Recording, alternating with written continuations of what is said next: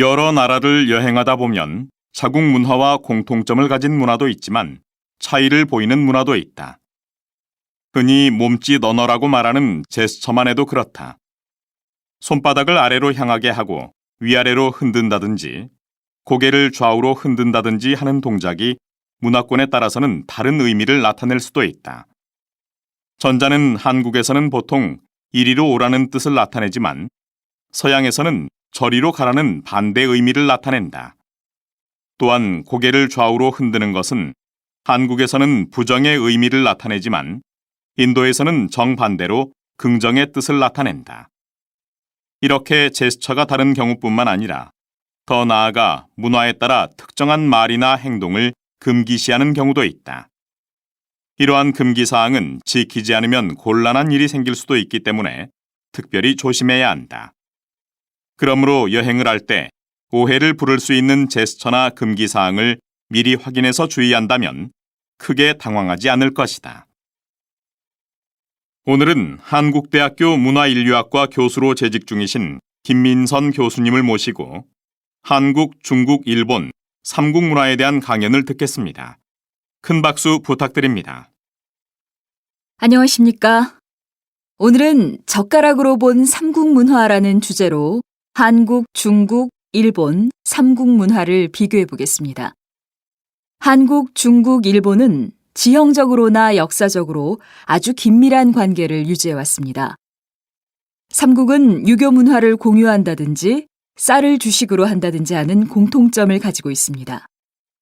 오늘은 그러한 여러 공통점 중에서 젓가락을 통해 3국 음식 문화의 특징을 설명해 보겠습니다. 먼저 이 사진을 봐주십시오. 보시다시피 3국의 젓가락은 길이만 해도 차이를 보입니다. 그리고 젓가락의 재질도 차이를 보이는데 이는 3국의 음식 문화와 밀접한 관련이 있습니다. 먼저 중국의 젓가락부터 살펴보겠습니다. 중국의 젓가락은 한국과 일본의 젓가락에 비해 상당히 길고 끝이 뭉툭한 것이 특징입니다. 중국 음식은 튀기거나 기름에 볶은 음식이 많습니다. 그리고 식사할 때에도 큰 식탁에 둘러앉아 음식을 자기 그릇에 덜어 먹습니다. 식탁에서 먼 거리에 기름진 음식을 집어서 먹기에는 이처럼 길고 끝이 뭉툭한 젓가락이 안성맞춤입니다. 다음은 일본의 젓가락을 보시겠습니다. 일본의 젓가락은 비교적 짧고 끝이 뾰족한 것이 특징입니다. 일본의 식문화에서는 반찬이 개인별로 제공되므로 젓가락이 길 필요가 없습니다. 또한 생선 요리가 많다 보니 젓가락은 음식을 집을 때뿐만 아니라 생선에 살을 발라내는 데도 사용되므로 끝이 뾰족하고 날렵한 것입니다. 마지막으로 한국의 젓가락에 대해 말씀드리겠습니다. 한국의 젓가락은 길이가 일본과 중국의 중간인데 재질이 나무가 아닌 철로 된 것이 특징입니다. 한국은 반찬을 공유하므로 어느 정도 젓가락이 길어야 하지만 중국처럼 가족이 모여 식사를 하지 않고 어른은 어른끼리, 남자는 남자끼리, 그리고 아이와 여자가 따로 식사를 했기 때문에 젓가락이 지나치게 길 필요가 없었습니다. 다만 재질이 나무가 아닌 철이라는 것이 중국이나 일본과는 다른 점입니다. 중국과 일본은 마른 반찬이 많은 반면 한국은 국이나 찌개를 먹는 문화가 상당히 발달해 있고 김치나 무침, 나물과 같이 물기가 있는 반찬이 많은 것이 특징입니다. 그래서 젓가락에 국물이 스미지 않고 위생적으로 오래 사용할 수 있다는 점도 철로 된 젓가락을 사용하게 된 이유가 아닌가 합니다. 이처럼 한중일 3국은 자국의 음식과 식습관에 맞게 합리적으로 젓가락 길이를 조정하고 재질을 선택해 왔습니다. 한중일 3국이 공통적으로 젓가락을 사용하고 있으나 각기 차이를 보이는 것은 그 문화적 필요에 의해 변용되고 적용되어 왔기 때문입니다. 나라마다 편안하게 느끼는 거리와 접촉을 허용하는 범위의 차이를 보이는데 한국에서는 그 거리가 아주 가까운 편입니다. 문화인류학적으로 볼 때 문화권마다 편안하게 느끼는 사회적 거리가 있는데요. 예를 들면 영국이나 미국과 같은 서양에서는 가족처럼 친밀한 사람은 약 45cm 정도, 친구나 가까운 동료는 45cm에서 120cm 정도, 처음 만나거나 회사에서 일로 만나는 사람은 120cm 이상 떨어져야 편안함을 느낀다는 연구 결과가 있습니다. 만약 이 거리가 유지되지 않으면 사람들은 불편함을 느끼게 되겠죠. 서울은 정말 크고 복잡한 도시예요. 단순히 사람이 많아서 불편한 것보다는 사람들끼리의 거리가 너무 가까워서 좀 불편하게 느껴질 때가 있어요. 저도 그런 경험이 있는데요. 한국 사람에게 길을 물어본 적이 있는데 저한테 너무 가깝게 다가와서 좀 당황했던 적이 있었어요. 그리고 지하철이나 버스에서 한국 아주머니들이 남의 아이의 머리를 쓰다듬는다든지 볼을 만진다든지 하는 경우가 있는데 외국 사람의 눈으로 볼 때는 정말 이상했어요. 또 한국에서는 유난히 박물관이나 미술관에 만지지 마세요라든지 눈으로 보세요라든지 하는 문구가 많이 보여요. 한국 사람들은 뭐든지 만져보려는 욕구가 정말 강한 것 같아요. 듣고 보니 정말 그래요. 한국 사람들은 신기한 것을 보거나 물건을 살 때 먼저 그 물건을 만져보려고 해요. 명소나 유적지에 가서 유물을 보면 손때가 묻어 있는데 이런 걸 보면 한국인들은 눈보다 손으로 구경하는 것 같아요. 손으로 구경한다? 참 재미있는 표현이네요. 그래서 한국의 문화를 촉각 문화라고 하는 사람들도 있어요. 서울에 처음 아파트가 생겼을 때 온돌을 없애고 공기 난방으로 바꿨는데 한국인들은 온돌이 없는 것에 불편을 느끼게 되었지요. 공기 난방이 편리한데도 굳이 온돌을 택하는 이유는 오랫동안 한국인에게 이어져 온 촉각 문화 때문이에요. 촉각 문화는 식생활에서도 찾아볼 수 있어요. 음식 맛은 손맛이라는 표현이 있는데 어떻게 음식 맛이 손맛이 될 수 있을까요? 실제로 음식을 잘하는 사람들은 나물을 무칠 때 맨손으로 무쳐요. 손으로 주물러서 양념이 속속 배어들게 해야 음식 맛이 난다고 생각하는 것이죠. 손의 촉각이 음식 솜씨의 비결인 셈이에요. 결론적으로 한국 사람들은 거리를 좁히고 촉각을 통해 사람이든 사물이든 적극적으로 교감하려는 문화를 가지고 있다고 할 수 있겠네요. 네. 일반적으로 사람들은 자신의 영역을 정하고 타인이 침범하지 못하게 하지요. 그런데 한국 사람들은 자신의 영역을 타인에게 허용하고 자신도 타인의 영역을 스스럼 없이 침범하고 나아가서 접촉을 통해 적극적으로 유대감과 정을 쌓아간다고 할 수 있어요. 남자, 여자 화장실을 따로 만드는 것이나 장애인이 이용할 수 있는 화장실을 따로 만드는 것은 남녀에 대한 또는 장애인에 대한 차별일까? 신체 차이를 이유로 화장실을 따로 쓰도록 한 것은 각각의 차이를 인정한 것으로 차별이 아니다. 그러나 차이가 나는 것을 이유로 기회를 주지 않는다면 이것은 차별이다. 예를 들어 능력에는 차이가 없지만 성별이 다르거나 장애가 있다는 이유로 취직이나 승진을 제한한다면 차별이 되는 것이다. 어떤 문제가 차별이 되는지 여부는 그 문제를 바라보는 시각에 따라 달라지기도 한다. 횡단보도 신호등이나 비상구에 표시된 사람이 남자의 형상을 하고 있는 것이나 남자 화장실 변기수가 여자 화장실 변기수의 2배와 맞먹는 것도 사람에 따라서는 차별이라고 생각할 수도 있다. 또한 군대에 다녀온 사람이 취직을 할 때 가산점을 주는 것은 국방의 의무를 다한 남자들의 입장에서는 당연한 것이라고 생각할 것이다. 그러나 군대에 다녀올 의무가 없는 여성이나 군대에 가고 싶어도 가지 못하는 장애인은 차별이라고 느낄 수 있다. 교육대학교에서는 초등학교 남자 선생님의 비율을 늘리기 위해 한쪽 성별의 입학생 수가 정원의 75%를 넘지 못하도록 하고 있다. 남학생 지원자 수가 입학 정원의 25%에 미달할 경우 여학생보다 점수가 훨씬 낮은 남학생이 합격할 수도 있다. 이렇게 남학생의 입학 정원을 정하면 설사 교단의 여성화를 막을 수 있다 해도 여학생의 입장에서는 입학 기회를 빼앗기는 역차별이 될 수 있다. 가. 지난 2월 대학을 졸업하고 회사에 취직한 김 모양은 대학 4학년 내내 새벽부터 밤늦게까지 학교 도서관에서 취직시험 준비를 하는 틈틈이 학교 앞 체육관에서 운동으로 살을 빼고 몸매 가꾸는 일을 병행했다. 치열한 취업 전선에서 살아남으려면 실력 플러스 미모라는 조건이 필요하며 살찐 몸매와 둔한 인상으로는 설사 실력이 좋다 해도 시험관의 눈길을 끌기 어렵다는 주변의 충고 때문이었다. 최근 취업 시험에서 인터뷰 비중이 높아지면서 이러한 플러스 미모 현상은 더욱 강화되고 있다고 한다. 여자 상업고등학교 3학년 학생들에게도 취직하기 위해서는 열심히 몸매를 가꾸고 다이어트를 하는 일이 필수 코스라는 것은 상식이다.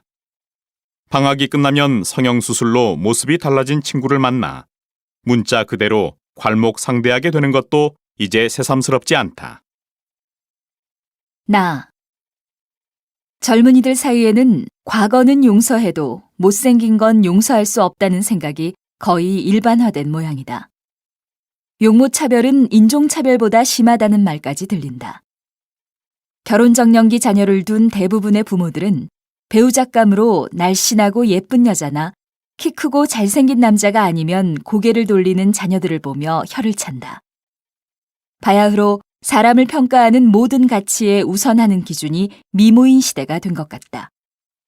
젊은이들이 즐겨 듣는 가요에도 이러한 분위기가 반영돼 성형미인, 내 사랑 못난이, 못난이 콤플렉스 등 용모와 관련된 것이 많다.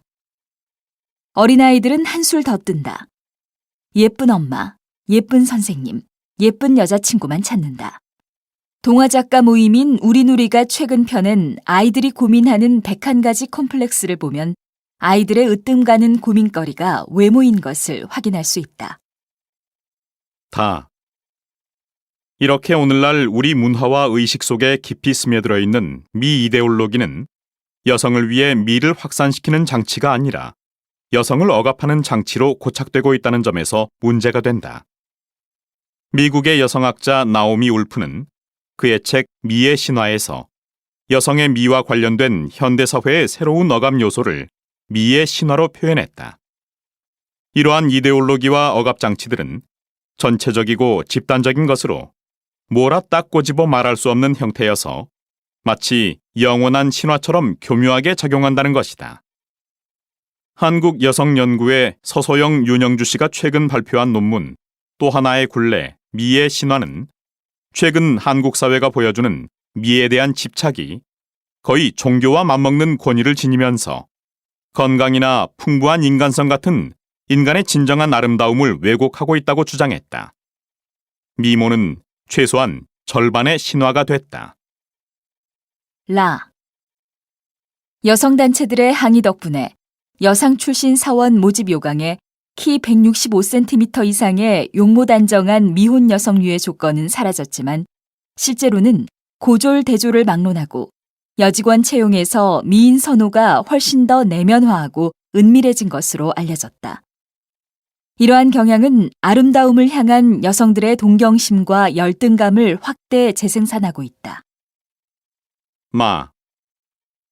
균형과 조화를 지녀 정서적인 만족감을 주는 아름다움은 그것 자체로 좋은 것이다. 그러나 미란 오늘날 사회에서 착각되듯이 그렇게 표피적으로 규정할 수 있는 게 아니다. 우리는 미의 다양성을 인정하고 미의 신화로부터 자유로워져야 할 것이다. 사원을 뽑고 결혼 상대를 택하고 친구를 사귈 때 외양이 최우선의 조건이라면 내면 깊이 자리한 본질은 무엇에 쓰자는 것일까? 그런 아름다움이란 살가죽에 불과한 것을. 외국어 정복하기 3. 성공적인 외국어 학습자의 특징. 같은 조건에서 외국어를 배워도 어떤 학습자들은 유창하게 잘하는 데 반해 어떤 학습자들은 상대적으로 부족하고 발달 속도가 더딘 경우가 있다. 왜 이런 차이가 나타나는 것일까? 성공적인 학습자에 대한 연구에 따르면 그 원인은 학습자의 나이, 성별, 성격, 지능, 모국어, 학습 방법 등의 차이에 있는 것으로 밝혀졌다. 일반적으로 나이가 어릴수록 다양한 학습 전략과 방법을 많이 이용할수록 언어 학습에 유리하다고 한다. 그렇지만 이런 요인들이 절대적인 것은 아니다. 보통 12세 이전에 외국어를 배우는 것이 효과적이며 원어민에 가까운 발음을 구사할 수 있다고 한다. 그렇다고 해서 성인이 언어를 배우는 것이 불가능한 것은 아니다. 성인은 아동에 비해 발음 학습은 불리하나 인지 능력이 발달해서 비교적 단시간에 언어를 배울 수 있고 문법과 어휘 학습은 오히려 아동보다 유리하다. 나이 들어서 외국어를 배우려고 하니 무엇보다도 발음과 억양이 어려워요. 외국인을 만나 간단한 대화라도 할라치면 발음 때문에 의사소통이 잘 안 돼요. 외국어 학습에서 성격도 중요한 요인인 것 같아요. 반드시 외향적이어야 한다고 할 것까지야 없지만 내성적인 사람보다는 외향적인 사람이 사람들과 잘 어울리고 실수도 두려워하지 않으니까 외국어도 빨리 배우는 것 같아요. 네, 지금까지 외국어 학습에 영향을 주는 요인에 대해 이야기를 나눠봤습니다. 나이, 성별, 학습 유형 등 다양한 요인이 있다는 것을 알 수 있었습니다. 최근 칭찬을 해주면 학습 동기가 높아져 학습에 도움이 된다는 주장과 칭찬이 학습에 별 도움이 되지 않는다는 주장이 나오고 있는데요. 그러면 지금부터는 칭찬의 효과에 대해 이야기해 보도록 하겠습니다.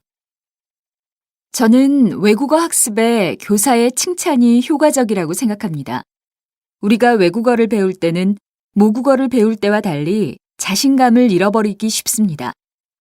새로운 것을 배우는 동안 거듭되는 실패로 좌절하거나 실망할 수 있습니다. 그래서 실패했을 때는 다음에는 더 잘할 수 있다고 격려해 주는 것이 필요합니다. 그러면 학생은 실패를 거울 삼아 다시 한번 도전하려고 할 것입니다. 칭찬은 고래도 춤추게 한다는 말이 있지요. 야생 돌고래를 훈련시킬 때 조련사는 과제를 성공할 때마다 칭찬을 해줍니다.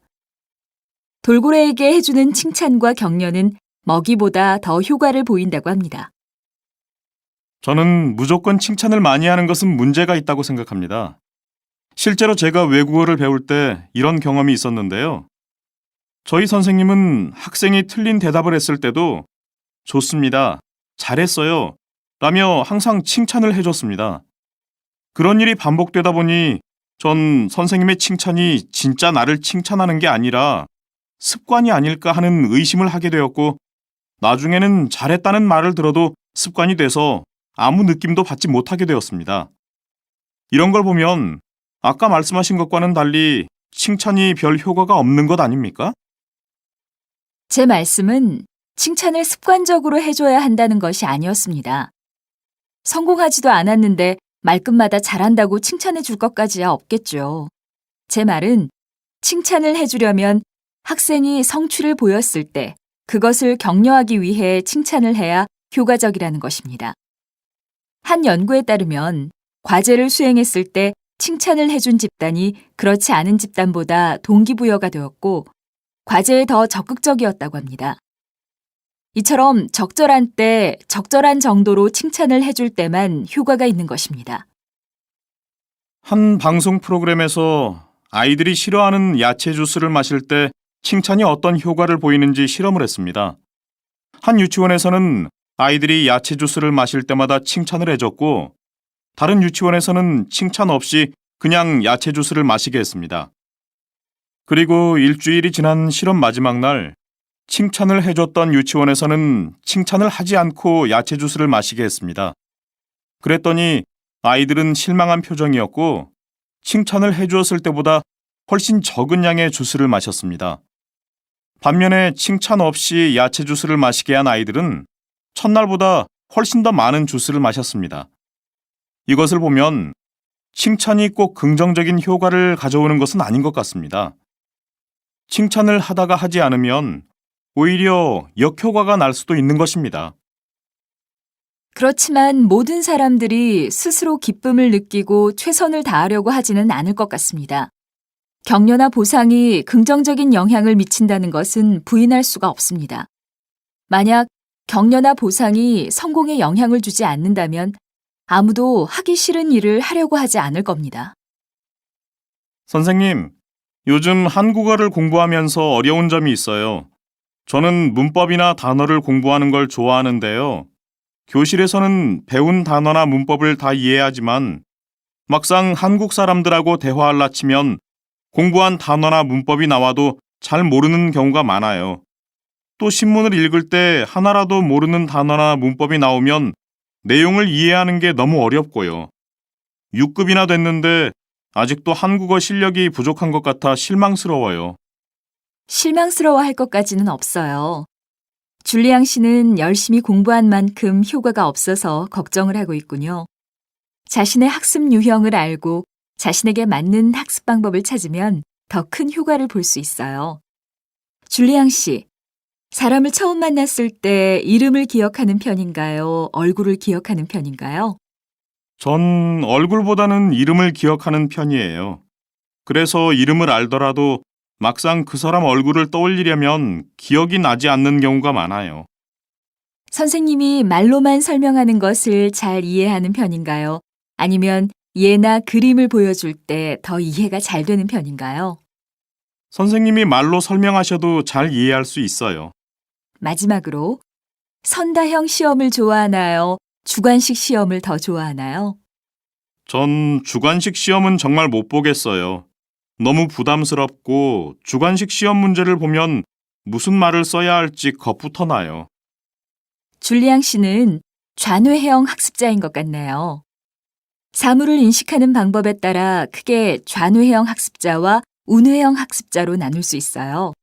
좌뇌형 학습자는 단어나 문법을 이해하는 능력이 뛰어나고 전체보다는 부분을 잘 파악하는 편이며 논리적이고 분석적인 특성을 가졌지요. 그래서 좌뇌형 학습자는 문제나 내용을 분석한 뒤 자신의 말로 설명하거나 전체 내용을 부분으로 나누어 재구성해 공부하는 것이 효과적이에요. 반면 우뇌형 학습자는 단어 하나하나의 의미보다는 대화의 전체적인 흐름이나 내용을 파악하는 능력이 뛰어나요. 부분보다는 전체를 잘 파악하고 직감적이며 이미지에 의존하는 편이고요. 그래서 우뇌형 학습자는 내용을 그림과 같은 이미지로 바꿔서 기억하거나 몸의 움직임을 활용해서 공부하면 좋아요. 제가 단어나 문법을 공부하는 걸 좋아하는 이유가 있었네요. 그럼 저 같은 좌뇌형 학습자는 어떤 방법으로 공부하면 좋을까요? 누구나 외국어를 공부할 때는 단어나 문법에 신경 쓸 수밖에 없을 거예요. 하지만 사람들의 말을 들을 때 하나하나의 단어나 문법에 지나치게 신경 쓰지 말고 덩어리로 내용을 떠올려 보세요. 좌뇌형 학습자는 분석하고 분류하는 것을 잘하니까 부분적으로 이해하고 나서 퍼즐을 맞추듯이 전체 내용을 하나로 맞춘다고 생각해 보세요. 그렇게 책을 읽거나 뉴스를 들을 때 줄리앙 씨가 얻은 정보를 분석하고 분류하고 다시 종합하면서 전체적인 내용을 이해하면 읽기나 듣기를 더 잘할 수 있을 거예요. 네, 선생님 말씀대로 한번 해볼게요. 감사합니다. 사람의 마음은 신체에 어떤 작용을 하는가? 한 심리 실험에서 7, 80대 노인들을 대상으로 20년 전으로 돌아갔다고 치고 생활하도록 했다. 실험 결과 가족이나 간병인에 의지하며 힘없이 살아가던 노인들이 일주일 뒤 체중이 늘고 기억력도 좋아졌다.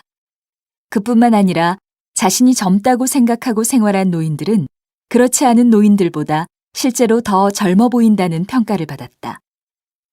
이 실험은 사람이 마음먹기에 따라 노화의 속도가 달라질 수 있음을 잘 보여준다. 다시 말하면 나는 늙어서 아무것도 못한다는 생각을 가지고서는 아무리 노력해도 젊어질 리 만무하다는 것을 이 실험을 통해 알 수 있다. 1. 고릴라를 보셨나요? 어떤 의사가 부주의로 수술용 가위를 환자 뱃속에 넣고 꿰매었다. 환자는 수술 이후 알 수 없는 복통에 시달렸고 3차례나 엑스레이를 찍었지만 의사들은 원인을 찾아내지 못했다. 수많은 의사들이 엑스레이를 들여다봤지만 저마다 자기 전공에 맞는 원인을 찾는 데에만 몰두하느라 정작 사진 정면에 찍힌 수술용 가위는 보지 못했다. 왜 사람들은 눈으로 보면서도 인식하지 못하는 것일까? 이러한 주의력 부족은 일부 사람들에게만 나타나는 것일까? 농구 경기가 열리는 체육관에서 흥미로운 실험이 실시되었다. 농구 경기의 쉬는 시간에 사회자가 관중들에게 문제를 냈다. 지능 측정 실험입니다. 전광판 동영상을 봐주세요. 흰 옷 입은 사람 3명과 검은 옷 입은 사람 3명이 각자 자기들끼리 공을 주고받습니다. 흰 옷 입은 사람들끼리 몇 번 패스하는지 세어보세요. 그 후 관중들에게 보여준 36초짜리 동영상에서는 학생 6명이 공을 주고받는 동안 검은 고릴라가 9초에 걸쳐 천천히 지나가면서 학생들 사이에서 2차례 가슴을 두드리는 장면이 나왔다. 사회자가 낸 문제를 풀기 위해 초등학생부터 노인들까지 이날 체육관을 찾은 관중 2280명이 열심히 패스 횟수를 세었다. 진짜 문제는 패스 횟수가 아니었다. 방금 본 동영상에 사람 말고 다른 것도 나왔나 사람만 나왔나가 문제였다. 이날 관중 가운데 주최 측에 문자를 보낸 사람은 총 580명이었는데 이들 중 고릴라를 못 봤다는 사람이 315명에 달했고 사람 말고 뭔가를 봤다는 사람들 중에서 개와 곰을 보았다고 주장한 사람도 60명이나 있었다. 고릴라라고 정확히 맞힌 사람은 205명뿐이었고 이는 전체 응답자 중 35%에 불과했다. 주최 측이 느린 속도로 동영상을 다시 틀자 곳곳에서 저걸 내가 왜 못 봤을까 하는 탄식이 흘러나왔다. 사람들은 보통 자신의 눈에 보이는 모든 것을 인식한다고 생각한다. 그런데 실제로는 눈앞에서 보고 있으면서도 인식하지 못하는 것들이 존재한다. 고릴라가 바로 카메라 앞까지 와서 가슴을 두드리고 걸어갔는데도 왜 못 본 것일까? 이러한 인식의 오류는 기대하지 못한 사물에 대한 주의력 부족의 결과이다. 즉, 사람들은 자신이 보고 싶은 것만 보고 자신이 관심이 있는 것에만 주의를 기울인다. 이러한 사실을 염두에 두고 세상을 바라본다면 자신의 인지 능력의 한계를 인식하고 사람들의 행동도 이해할 수 있게 될 것이다. 2. 건강용품 한번 체험해 보세요. 사람들은 일반적으로 스스로 합리적이고 이성적이라고 생각한다. 이러한 믿음처럼 사람이 동물에 비해 합리적이고 이성적인 존재라고 치더라도 언제나 이성적이고 합리적인 판단을 하는 것은 아니다. 오후 3시, 어느 쇼핑몰에서 가운을 입은 연구진이 기적의 신소재로 만든 건강용품 체험전을 열었다. 이들은 미국의 항공우주국에서도 이 제품을 사용한다는 말을 하면서 몸에 좋다는 이상한 모양의 기구를 사람들에게 체험시켜줬다. 개발자들로부터 기구의 효과에 대해 간단한 설명을 듣고 직접 체험한 사람들은 모두 효과가 있었다고 말했다. 한 체험자는 아까는 너무 피곤했었는데 머리가 맑아지고 몸이 가뿐해졌어요 라고 말하기도 했다. 그러나 이 기구는 아무렇게나 만든 것으로 건강과는 관련이 없으며 미국 항공우주국 이야기도 사실이 아니었다. 이 건강용품이 가짜라면 효과가 있었을 리 만무하다. 그러나 사람들은 이것이 가짜 제품이라는 것을 알려줘도 좀처럼 착각에서 빠져나오지 못했다. 한 여성은 심지어 체험하고 나서 제가 직접 느낀 거니까 진짜인 것 같은데 라고 했다. 몸에 좋다는 믿음을 갖게 된 순간 믿음에서 벗어나는 것들은 모두 외면해버리려고 한 것이다. 이와 같이 우리는 스스로의 착각 때문에 오히려 쉽게 속게 되고 사실이 아닌 것을 사실로 믿게 된다. 사람들은 자신도 모르는 사이에 긍정적인 착각에 빠지기도 하고 부정적인 착각에 빠지기도 한다. 이 실험에서 여러 참여자들은 긍정적 착각을 경험했다. 긍정적 착각은 사람들에게 동기를 부여하고 성공할 수 있다는 자신감을 북돋아준다. 네 손가락의 피아니스트로 유명한 이희야 씨는 어린 시절 다른 사람들은 불가능하다고 생각했지만 저는 제가 반드시 피아니스트가 될 거라고 착각하고 살았어요 라고 했다. 자신과 세상에 대한 긍정적인 착각은 자신의 역량을 과대평가하게 하고 미래에 대한 비현실적인 기대감을 갖게 한다. 그러나 이러한 착각은 사람들에게 동기를 부여하고 대인관계에 긍정적 변화를 가져오기도 한다. 다시 말하면 긍정적 착각은 자신의 삶을 변화시킬 뿐만 아니라 사회를 변화시킬 수 있는 힘이 있다. 얼마 전 지방에서 유명한 축제가 열린다고 해서 갔더니 놀랍게도 참가자의 반이 외국인이었다. 언제 이렇게 외국인이 많아진 거지? 라고 궁금해하던 차에 한 신문 기사를 보게 되었다. 2010년을 기준으로 한국에 체류하는 외국인 수는 125만 명이 넘었고 한국 국적을 취득한 귀화자도 10만 명이나 된다는 기사였다. 예전부터 한국 땅에 귀화자가 있었다는 것을 생각한다면 최근에 이런 변화는 놀랄만한 일도 아니다. 역사적으로 보면 삼국시대 이전부터 한반도에 귀화자들이 등장했고 고려시대에는 무려 20만 명에 가까운 사람들이 귀화했다고 한다. 이로 인해 한국의 성씨 280여 개 가운데 절반은 귀화 성씨라는 주장도 있다. 최근에는 한국 국적 취득 후 새로운 성과 본을 만드는 귀화자도 늘고 있어서 즙씨, 누씨, 묘씨, 내씨와 같은 새로운 성이나 독일 이씨와 같은 본도 등장했다고 한다. 오랫동안 한국인은 단일민족의 후손이라고 생각해왔지만 이러한 사실들을 알고도 한국이 단일민족 국가라고 주장하기는 더 이상 어려울 것 같다. 우리는 다문화 가족 청취자 여러분 안녕하세요. 최근 한국의 외국인 수가 증가하고 한국 국적을 얻게 된 귀화자들도 많아지고 있는데요. 귀화에 관한 법이 새롭게 바뀌었다고 합니다. 오늘은 귀화와 이중국적 문제에 대해 박민영 변호사님을 모시고 알아보겠습니다. 변호사님, 국적과 관련된 법이 어떻게 바뀌었는지 궁금해하시는 청취자분들이 많은데요. 법이 어떻게 바뀌었는지 설명해 주시겠어요? 네. 우선 외국인 여러분이 한국 국적을 취득할 수 있는 기회가 좀 더 늘어났다고 볼 수 있겠습니다. 이중국적이란 말 들어보셨죠? 이것은 말 그대로 한 사람이 두 나라의 국적을 동시에 가지는 것을 뜻합니다. 최근 정부는 과학, 경제, 문화, 체육 분야의 우수 인재들이 한국으로 귀화할 때 이중국적을 허용하는 제도를 도입했습니다. 저도 부산 외국어대학교 교수인 로이 알록 꾸마르 씨가 10만 번째 귀화자가 되었다는 기사를 읽은 적이 있는데 이것이 이중국적 제도의 대표적인 사례인가요? 네, 맞습니다.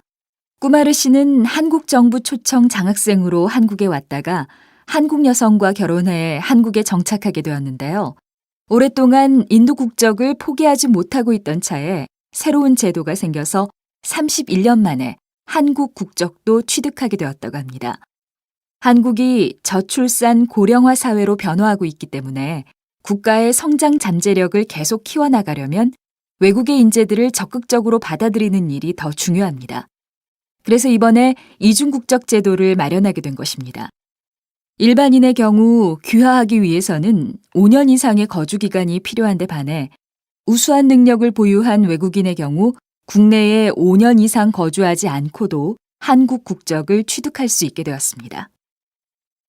네. 그럼 누구에게 이중국적의 혜택이 돌아가는 건가요? 아까 말씀드린 바와 같이 각 분야별 우수 인재의 경우가 해당되고 해외 입양아의 경우도 해당될 수 있습니다. 네, 그렇군요. 그럼 이중국적 제도의 효과와 보완할 점은 뭐라고 정리할 수 있을까요? 무엇보다 저출산 고령화 사회로 변화하는 가운데 외국의 우수 인재를 적극적으로 한국에 유치할 수 있다는 점이 이중국적 제도의 가장 큰 효과라고 생각합니다.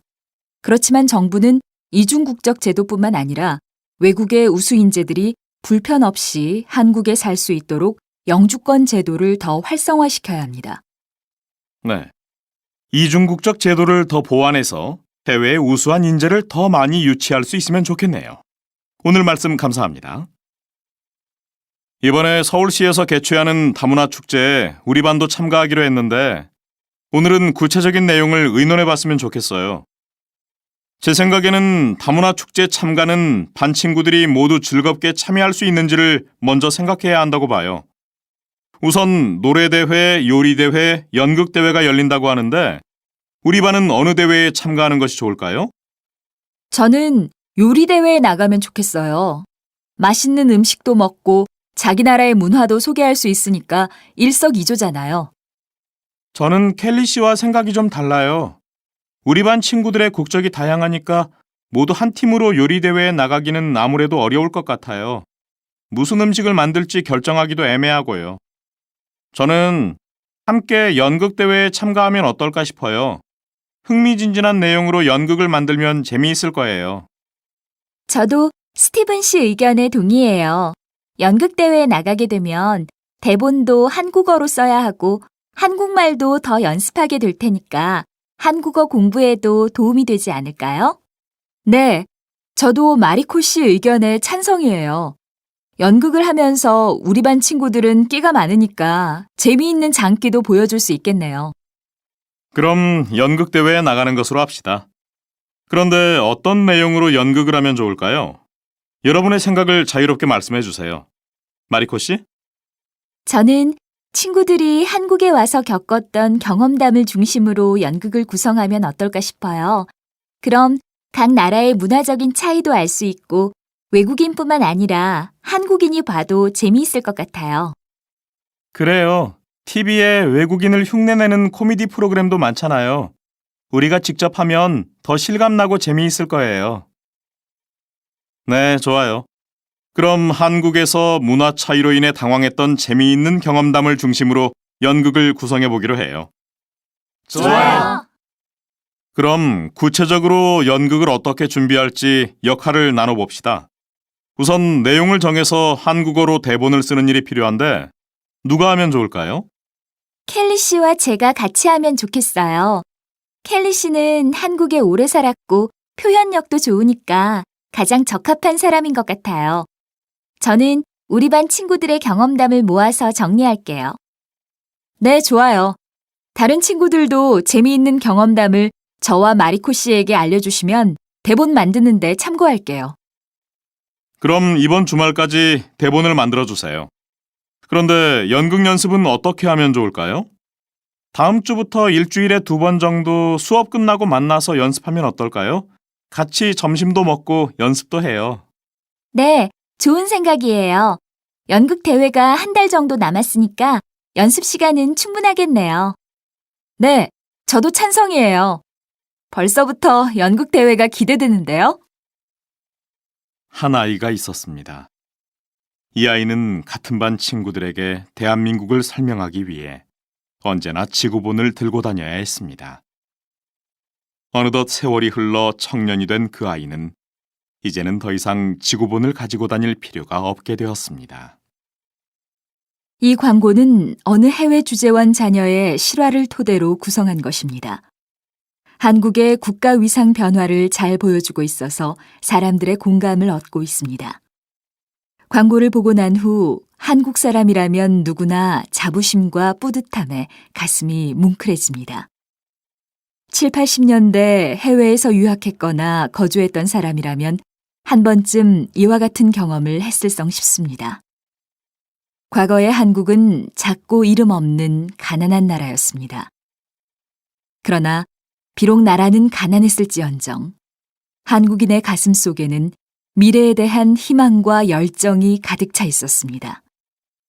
한국은 IMF 경제 위기를 최단 기간에 벗어난 나라, 원조 수혜국에서 원조국이 된 최초의 나라입니다. 이제 한국은 더 큰 대한민국으로 도약하고 있습니다.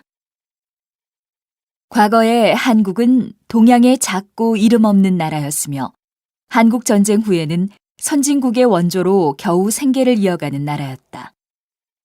그러나 현재의 한국은 세계 경제 규모 12위, 반도체와 조선 산업 1위, 세계에서 9번째로 무역 규모 1조 달러를 달성해내는 등 눈부시게 발전했다. 이제 한국은 저개발국에서 선진국으로 도약했다는 평가를 받고 있고, 한국의 발전상은 세계 여러 개발도상국의 모델이 되고 있다. 이런 점에서 한국인은 자부심과 뿌듯함을 느껴도 들썽쉽다. 실제로 여러 경제 지표들을 이유로 한국이 선진국에 진입했다고 생각하는 사람들도 많다. 그러나 선진국의 개념을 다른 관점으로도 볼 수 있다. 물론 선진국으로 가기 위한 조건에 경제 발전은 필수적으로 포함되어야 한다. 그렇지만 경제적 여유가 많은 산유국을 선진국이라고 부르지 않듯이 부자 국가라고 해서 반드시 선진국이 되는 것은 아니다. 그렇다면 선진국의 조건은 무엇일까? 선진국의 조건에는 물질적인 측면과 정신적인 측면이 있다. 물질적인 기준은 당연히 경제와 관련된다. 그런데 앞에서 예를 든 것처럼 물질적인 기준은 단순히 돈이 많은 것과는 다르다. 국민의 소득이 높을 뿐만 아니라 고도로 발달한 산업이 있고 사회 기반 시설이 잘 갖춰진 경우 선진국의 조건에 부합한다고 볼 수 있다. 따라서 산유국처럼 자원이 풍부해 국민 소득 수준이 높은 나라를 부국이라고는 할지언정 선진국이라 부르지는 않는 것이다. 정신적인 측면에서는 국제연합개발계획에서 매년 발표하는 인간개발지수를 참고할 만하다. 인간개발지수란 각 국가의 국가별 실질 국민소득, 교육수준, 문맹률, 평균 수명 등 여러 가지 인간의 삶과 관련된 지표를 조사해 각국의 발전 정도를 평가한 것이다. 이를테면 문맹률이 낮고 교육 수준이 높다는 것은 자신의 능력을 개발할 가능성이 높고 그만큼 많은 기회를 갖게 되어 행복을 누릴 가능성이 높다는 것을 나타낸다. 또한 평균 수명이 높다는 것은 해당 국가의 의료기술이 발달했고 국민이 건강에 대해 높은 관심이 있음을 의미하는 것이다. 대부분의 저개발 국가의 교육 수준과 평균 수명을 고려해 본다면 인간 개발 지수는 충분히 선진국의 조건이 될 만하다. 그러나 이것만으로는 충분하지 않다. 버스를 기다릴 때 가지런히 줄을 선 모습이나 보는 사람이 없어도 교통신호를 지키는 어느 나라의 거리 풍경은 선진국의 조건이 무엇인지 다시 한번 생각하게 한다. 공공질서와 같은 사회질서가 바로 선 나라. 그 질서를 지키는 국민이 있는 나라가 바로 선진국이다. 나만 잘 사는데 급급하지 않고 다른 사람을 배려하는 높은 문화의식이 있는 사회가 질서가 바로 선 나라이며 선진국인 것이다. 이런 조건들을 고려해 한국의 경우를 살펴보면 여러 경제 지표들은 한국이 경제적으로 선진국의 조건을 만족하고 있음을 보여준다. 또한 교육 수준이나 평균 수명을 고려한 인간 개발 지수를 기준으로 할 때도 한국은 충분히 선진국이라 부를 만하다. 그러나 문화의식 측면에서는 아직 부족한 것이 사실이다. 빨리 가지 않는다고 경적을 울리고 바쁘다는 이유로 앞사람을 밀치며 정신없이 뛰는 한국인을 보면 남을 배려하는 마음이 조금은 부족해 보인다. 경제 발전을 위해 항상 빨리빨리 뛰어야만 했던 한국인. 이제는 경제가 발전한 만큼 여유를 갖고 남을 먼저 생각하는 마음을 가지면 어떨까? 남을 좀 더 배려하고 공공질서를 지키고자 노력할 때 한국은 명실상부한 선진국이 될 수 있을 것이다. 정부의 과도한 대중문화 심의에 반대합니다. 요즘 음반이나 영화에 대한 정부의 심의가 강화되고 있는데요. 저는 이러한 심의가 너무 지나치다고 생각합니다. 예를 들어 노래 가사에 술, 담배가 나온다고 해서 무조건 19금 판정을 하는 것은 표현의 자유를 제한하는 것이 아닐까요? 또 영화의 내용이 좀 선정적이거나 폭력적이라고 해서 상영이 금지되거나 제한되는 경우도 있는데 정부가 이렇게 심하게 간섭하는 것은 대중문화의 발전에 악영향을 준다고 생각합니다. 저도 동감입니다. 청소년을 보호한답시고 이러한 심의를 하는 것 같은데 과연 효과가 있을까요? 맞습니다. 19금 심의 기준도 애매하기 짝이 없습니다. 똑같이 노래 가사에 술이 나왔어도 어떤 것은 그냥 통과되고 어떤 것은 19금이 되고 있잖아요. 위 의견에도 일리가 있습니다. 하지만 선정적이거나 폭력을 미화한 대중가요나 영화가 청소년들에게 교육적으로 좋을 턱이 없겠지요. 저는 이런 심의를 아예 없애기보다는 모두가 인정할 만한 합리적이고 정확한 기준을 마련하는 것이 더 바람직하다고 봅니다. 다음은 폭력영화와 모방범죄라는 주제로 LEI 김석대 논설위원의 논평을 들으시겠습니다. 최근 고등학생이 교실에서 친구를 칼로 찔러 살해한 사건이 발생해 우리 사회에 큰 충격을 주고 있습니다. 사건 당시 교실에서는 수업이 진행되고 있었는데 김 군은 교사와 친구들이 지켜보는 가운데 반 친구인 박 군을 무참히 살해했습니다. 김 군이 갑자기 들어와 범행을 저지르는 바람에 교사와 친구들은 이를 제지하지 못했다고 합니다. 김 군은 경찰 조사에서 박 군으로부터 폭행당한 게 억울해 이 같은 범행을 저질렀다고 말했습니다. 특히 지난달 28일 점심시간에는 여러 친구들이 지켜보는 가운데 박 군에게 10여 분간 심하게 구타를 당했으며 김 군은 그 후 학교에 나오지 않았던 것으로 밝혀졌습니다. 김 군이 어떻게 이렇게 끔찍한 일을 저지를 수 있었을까요? 어린 고등학생이 이런 방법을 스스로 생각해냈을 턱이 없습니다. 김 군은 폭력 영화를 여러 차례 보면서 범행을 계획하고 연습했다고 말했습니다. 이번 사건은 폭력 영화가 청소년들에게 미치는 영향을 여실히 보여주고 있습니다. 폭력적인 영화가 감수성이 예민한 청소년들에게 영향을 미쳐 모방 범죄를 저지르게 할 수도 있는 것입니다. 영화 제작자들은 이 점을 분명히 유념하면서 영화를 만들어야 합니다. 또한 정부 당국은 영화의 폭력성을 규제하기 위한 제도적 장치를 강화해야 합니다. LEI 논평이었습니다. 안녕하십니까? 60분 토론의 강석희입니다. 최근 가요, 영화, SNS 등 대중문화 전반에 걸친 정부의 심의가 강화되면서 이에 대한 논란이 뜨겁습니다. 오늘은 대중문화와 매체에 대한 규제, 이대로 좋은가라는 주제로 이야기를 나눠보겠습니다. 먼저 대중문화와 영상매체 규제에 대해 의견을 나누겠습니다. 제가 생각하기에는 건전한 대중문화 발전을 위해서 대중문화에 대한 심의는 반드시 필요하다고 봅니다. 최근 영화나 드라마에 폭력적인 장면과 선정적 묘사가 지나치게 자주 등장합니다. 범죄 영화를 보고 수업 중에 친구를 끔찍하게 살해한 사례를 보더라도 영화나 드라마가 모방 범죄를 부추긴다고 볼 수 있습니다. 저는 영화나 드라마가 모방 범죄를 부추긴다는 의견에 동의하지 않습니다. 폭력성이 없는 사람이 영화를 보고 갑자기 범죄를 저지르는 것이 아닙니다. 폭력성이 있는 사람들은 굳이 영화를 보지 않고도 범죄를 저지를 것입니다. 앞서 근거로 제시하신 친구 살해 사건도 사회 문제인 집단 따돌림 때문에 발생한 것입니다. 대중문화의 사회적 책임을 따지기 이전에 대중문화 심의의 부정적인 측면에 더 주목해 주셨으면 합니다. 심의의 부정적인 면이라면 표현의 자유를 침해할 가능성을 말씀하시는 겁니까? 네, 그렇습니다. 대중문화에 대한 심의는 표현의 자유를 침해하거니와 예술적 완성도도 떨어뜨릴 수 있습니다. 꼭 폭력적이고 선정적인 내용을 다루어야 표현의 자유가 보장되고 예술적 완성도가 높아지는 건 아니지 않습니까? 물론 그렇습니다. 그러나 예술적 완성도를 위해 다양한 소재가 선택될 수 있고 그 소재 중에 하나가 폭력이나 성적인 것이 될 수도 있다는 뜻입니다. 그런데 폭력적인 장면이 나왔다고 영화의 주제나 내용과 관계없이 삭제하면 그 영화가 표현하고자 하는 바를 제대로 담지 못할 것입니다.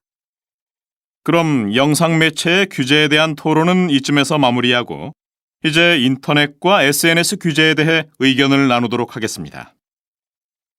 제가 생각하기에는 인터넷이나 트위터, 페이스북 같은 SNS에 대한 규제는 불필요한 것 같습니다. 인터넷과 SNS는 새로운 의사소통 공간입니다. 소통을 통해 건전한 여론이 형성되어 민주주의 발전에 도움을 줄 수 있다고 봅니다. 저는 SNS를 비롯한 인터넷이야말로 영화나 드라마보다 더 많은 규제를 해야 한다고 봅니다. SNS에서 건전한 여론이 형성될 수 있다고 하셨는데, 익명성을 바탕으로 하는 인터넷 공간에서는 근거 없는 소문들이 잘못된 방향으로 여론을 이끌어가는 경우도 많습니다. 이러한 상황들이 규제의 필요성을 증명해주고 있습니다. 글쎄요, 저는 생각이 좀 다른데요. 인터넷이 모두에게 공개된 공적 공간이라 할지라도 인터넷에 접속하는 것 자체는 지극히 개인적인 영역으로 비밀이 보장되어야 합니다. 그러나 공익을 보호한답시고 SNS에서의 자유로운 의사 표현을 막거나 개인의 인터넷 사용 기록을 조사하는 등 규제를 하는 것은 자유를 억압하는 행위나 마찬가지입니다. 저도 자유로운 의사 표현이 어느 정도는 필요하다고 봅니다. 그러나 그것이 국가나 사회에 반하는 것이라면 규제를 해야 됩니다. 국가는 사회를 유지하기 위해서 국민과 사회를 위협하는 요소에 대해 규제할 권리가 있다고 봅니다. 얼마 전 청소년을 대상으로 한 희망 직업 조사에서 연예인이 교사, 의사 등을 제치고 1위를 차지했다고 한다. 스타처럼 화려하게 살고 싶다는 것이 그 이유였다. 연예인의 이미지가 대중에게 미치는 파급력은 매우 크다. 연예인이 사용하는 제품은 선풍적인 인기를 끌고 대중들은 대중매체로 전해지는 연예인의 화려한 삶을 보며 대리만족을 느낀다. 이제 연예인은 모두가 선망하는 대상이 되었다. 대중매체의 발달과 대중문화의 가치 상승으로 말미암아 대중문화와 이를 대표하는 연예인도 과거와는 위상이 크게 달라졌다. 과거 연예인은 광대처럼 대중에게 즐거움을 주는 존재에 지나지 않았다. 그러나 이제는 연예인을 무시하거나 대중문화를 저속한 것으로 여기는 사람은 거의 없다. 오페라나 오케스트라 공연만 하던 클래식 음악 전용 공연장에서 대중가수가 공연을 하게 된 것이나 대중가요가 교과서에 실리는 사례를 보더라도 대중문화의 위상은 확실히 과거와 달라졌다. 사람들은 왜 스타에게 열광하는가? 가. 수많은 사람들이 스타가 되고 싶어하고 또 수많은 사람들이 스타 만들기에 진력하는 것은 물론 스타가 엄청난 경제적 효과를 가진 상품이기 때문이다. 그리고 스타가 그렇게 엄청난 경제적 효과를 가질 수 있는 것은 많은 사람들이 스타를 동경하고 스타에 열광하기 때문이다. 스타를 보기 위해, 스타의 노래를 듣기 위해 기꺼이 비용을 지불하는 대중이 있기 때문이다. 나.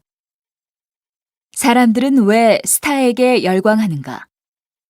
그것은 일단 스타가 대중이 가지고 있는 어떤 욕망을 충족시켜주는 역할을 하기 때문이다. 스크린과 TV 화면에 비친 스타는 화려하고 강하고 영웅적이며 성적 매력이 풍부하고 매력적인 인물이다. 그리고 그것은 모든 사람이 꿈꾸는 이상적 인간형이기도 하다. 사람들은 스타에 열광하는 순간 스타와 자신을 무의식적으로 동일시한다.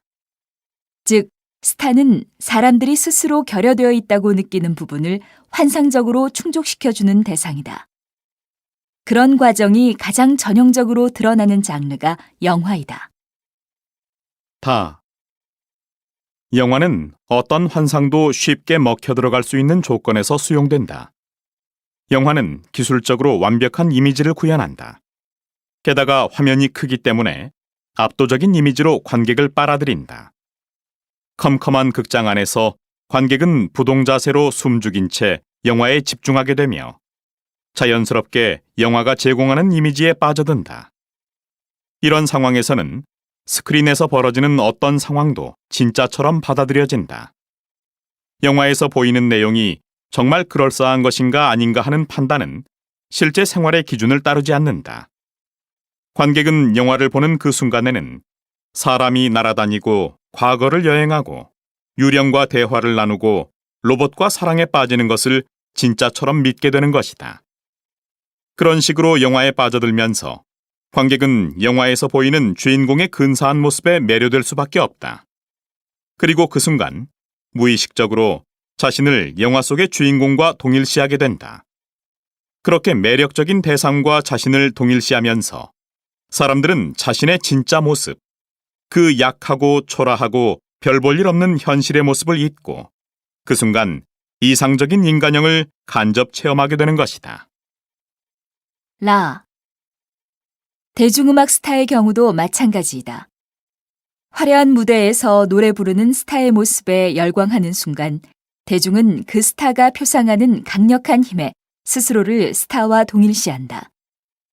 그 동일시의 순간은 자신의 고달프고 초라한 현실로부터 벗어나는 해방의 순간이기도 하다.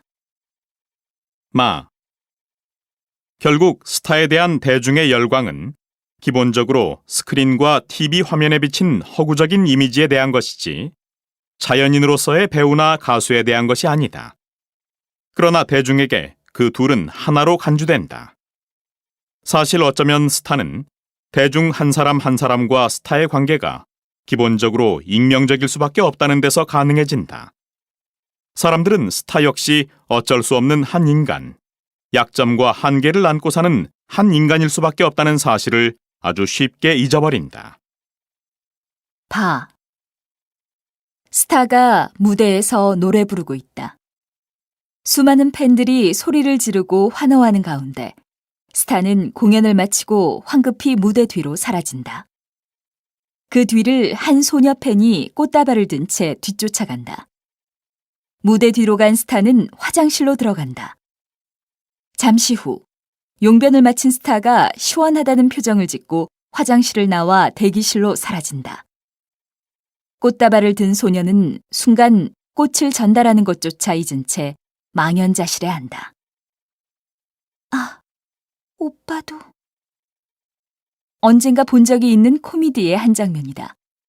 물론 코미디이기는 하지만 스타에 대한 대중의 동경은 그 소녀 팬의 착각과도 같은 속성을 가지고 있는 것이다. 원자력 발전소 건립 공청회. 일시 2014년 6월 16일 오후 2시. 주최 주식회사 한국수력원자력. 후원 지식경제부. 초청의 말씀. 안녕하십니까? 실록이 날로 짙어가는 계절에 두루 평안하시길 빕니다. 주식회사 한국수력원자력은 전력량 부족과 여름철 불안정한 전기 수급 문제를 해결하기 위해 새 원자력 발전소를 건립하려는 계획을 추진해 왔습니다. 그러나 지역 주민들께서는 아무리 에너지 개발이 절실하기로서니 주민 안전보다 중요한 것은 아니므로 발전소 건설에 동의하기 어렵다는 의견을 제기하신 바 있습니다. 이에 따라 주식회사 한국수력원자력에서는 지난 3년간 원자력 발전소의 경제성과 안전성 조사를 수행했으며 이번 공청회를 통해 그 결과를 발표할 예정입니다. 바쁘시더라도 부디 참석하시어 원자력 발전소 건립에 대한 지역 주민 여러분의 관심을 보여주십사 부탁드립니다. 감사합니다. 2014년 5월 20일 주식회사 한국수력원자력 사장 서경식. 해수면 상승과 이상기후 등 지구온난화 문제가 날로 심각해지고 있습니다. 오늘 이 시간에는 지구온난화의 주범이라고 알려진 온실가스에 대한 설명을 해주십사 하고 서울대 환경연구소의 김수자 소장님을 모셨습니다. 소장님과 함께 온실가스를 줄일 수 있는 방법도 알아보도록 하겠습니다. 소장님, 최근 온실가스라는 말을 자주 접하는데요. 온실가스란 무엇을 가리킵니까? 온실가스는 공기 중에 포함되어 있는 이산화탄소, 메탄 등의 탄소가스를 말합니다. 이 온실가스는 태양에서 지구로 오는 열은 통과시키고 지표에서 발생하는 열이 지구 밖으로 나가는 것을 막아주어 지구를 적당한 온도로 유지시켜 주지요. 그렇다면 온실가스가 좋은 일을 하는 건데요. 왜 지구온난화의 주범이라고 하는 겁니까?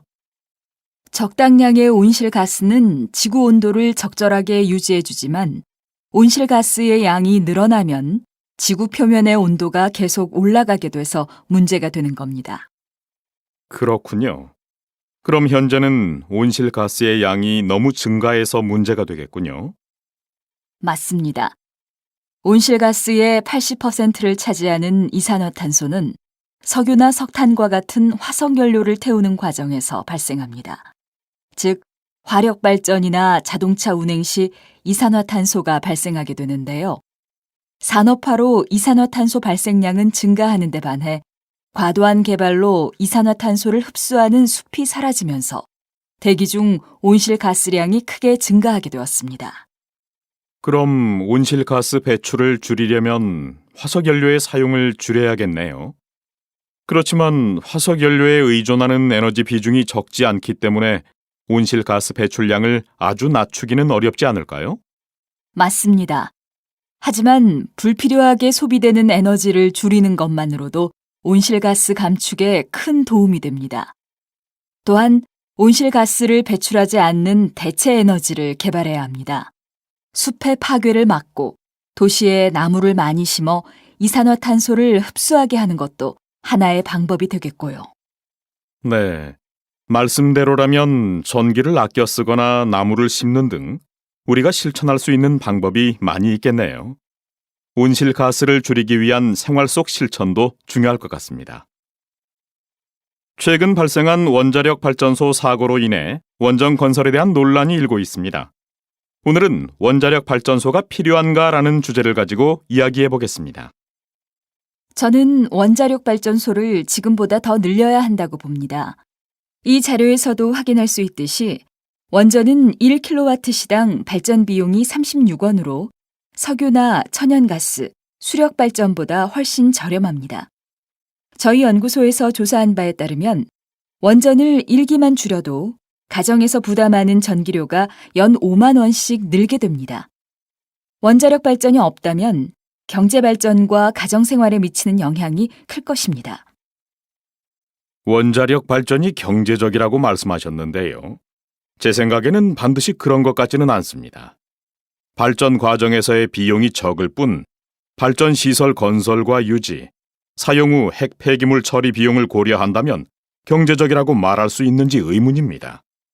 특히 수명이 다한 원전 1기를 폐쇄하는데 최소 3천억 원이 든다는 연구 결과도 있는데 이런 비용까지 고려한다면 원전은 결코 경제적이지 않습니다. 발전시설 건설이나 유지에 많은 비용이 드는 것은 화력발전이나 수력발전도 마찬가지 아닙니까? 원자력만의 문제라고 볼 수는 없지요. 저도 원자력 발전소를 늘려야 한다는 의견에 전적으로 동의합니다. 환경적인 면을 고려할 때도 원자력 발전의 장점은 크다고 생각합니다. 화력 발전은 다량의 온실가스를 배출하고 수력 발전은 발전소 주변의 생태계에 영향을 줍니다. 그러나 원자력 발전은 온실가스 배출 걱정도 없을 뿐더러 주변 지형을 바꾸지도 않지요. 원자력 발전이 온실가스를 배출하지 않는다는 점은 저도 인정합니다. 그러나 체르노빌 원전 사고에서도 알 수 있듯이 원전은 안전을 보장할 수 없다는 문제가 있습니다. 1986년에 일어난 체르노빌 원전 사고로 인해 많은 피해가 발생했고 그 주변에 거주하던 사람들은 지금까지도 고통을 받고 있습니다. 저도 같은 생각입니다. 온실가스는 배출하지 않지만 한번 사고가 나면 큰 피해를 입는 것이 원자력입니다. 또 전기를 만든 후 남은 핵 폐기물을 처리하는 문제도 안전성과 비용 면에서 적지 않은 부담이 됩니다. 그렇기 때문에 원전 건설을 중단하고 그 비용으로 대체 에너지를 개발하는 것이 더 합리적이라는 생각이 듭니다. 맞습니다. 핵 폐기물을 관리하는 것은 비용도 비용이려니와 사고가 날 경우 엄청난 희생을 치를 수도 있습니다. 아무리 에너지가 절실하기로서니 이런 위험을 감수해야 할 필요가 있을까요? 조사에 따르면 원전 사고가 날 확률은 100만 분의 1에 불과하다고 합니다. 안전하게 시설을 관리하면 사고가 날 확률을 더 낮출 수 있습니다. 이렇게 확률이 낮은 일을 문제 삼아 무턱대고 반대하는 것은 합리적이지 않습니다. 뜨거운 여름날 강원도 산골에서 친구와 캠핑을 하고 있는데 갑자기 빗소리가 들렸다. 소나기였다. 10분 정도 마구 쏟아지더니 곧 하늘이 맑아졌다. 그리고는 산속에 무지개 하나가 걸려 있었다. 직접 무지개를 보는 것이 처음인지라 참 신비로웠다. 그런데 무지개를 보고 있자니 갑자기 궁금한 게 생겼다. 무지개는 왜 생기는 것일까? 어떻게 빨강부터 보라까지 다양한 색깔이 나타나는 것일까? 나는 집에 돌아오자마자 백과사전에서 무지개의 원리를 찾아보았다. 무지개는 태양광선이 공기 중의 물방울 안에서 반사되고 굴절되어 나타나는 현상이다. 학교에서 배운 과학은 어렵게만 느껴졌는데 일상에서 과학을 경험하게 되니 정말 흥미로웠다. 퇴근길에 집에 그냥 가자니 왠지 섭섭해서 동네 아이스크림 가게에 들르게 되었다. 아내와 아이들이 좋아하는 아이스크림을 골라 포장을 부탁했다. 점원이 집까지 얼마나 걸리느냐고 묻길래 10분 정도면 집에 도착한다고 대답했다. 가지고 가는 동안 녹지 않게 포장해 주려는구나 라고 생각하며 점원이 포장해준 아이스크림을 들고 나왔다. 집에 도착하자 4살 된 아들이 기뻐하며 아이스크림 포장을 뜯었는데 갑자기 손이 아프다며 울기 시작했다. 놀라서 보니 아이스크림이 녹는 것을 방지하기 위해 넣은 드라이 아이스를 아이가 맨손으로 잡은 것이었다. 아이의 상처는 그리 심하지는 않았지만 상처난 손을 보니 속이 상했다. 드라이 아이스란 기체 이산화탄소를 영하 80도의 저온에서 압축시켜 만든 고체 이산화탄소이다. 드라이 아이스는 물의 고체 상태인 얼음보다 가볍다. 냉장 포장에 얼음을 사용하면 얼음이 녹아 제품을 상하게 하거나 물이 흘러 불편하다. 그러나 드라이 아이스는 이런 문제가 없어 냉장 포장에 많이 사용된다. 이산화탄소는 일기압에서는 액체 상태로 존재하지 않고 고체와 기체로만 존재하므로 녹아서 액체가 되지 않고 바로 기체로 승화하기 때문이다. 그래서 드라이 아이스, 즉 마른 얼음이라고 불리는 것이다. 드라이 아이스에서 승화한 기체는 가까이에 있는 공기를 급격히 냉각시켜 냉장 효과를 낸다. 드라이 아이스는 섭씨 영하 80도인데도 실제로 만지면 그다지 차게 느껴지지 않는다. 그 이유는 열전도가 낮은 이산화탄소 기체가 드라이 아이스와 손가락 사이에 생기기 때문이다. 그러나 차게 느껴지지 않는다고 하더라도 표면은 영하의 온도인지라 드라이 아이스를 꽉 잡으면 동상을 입을 수도 있으므로 각별히 조심해야 한다. 드라이 아이스는 음식물을 저온으로 유지시켜주기 때문에 음식물의 보관에도 이용된다. 이산화탄소 기체는 미생물의 발생을 방지해서 부패를 막아주거니와 곰팡이가 생기는 것도 막는다. 드라이 아이스에서 승화하는 이산화탄소 기체가 보관 용기 내에 꽉 차면 산소를 필요로 하는 미생물이나 벌레들이 살 수 없기 때문이다. 드라이 아이스는 결혼식장이나 가수들의 콘서트장에서 환상적인 분위기를 자아내는 데도 이용된다.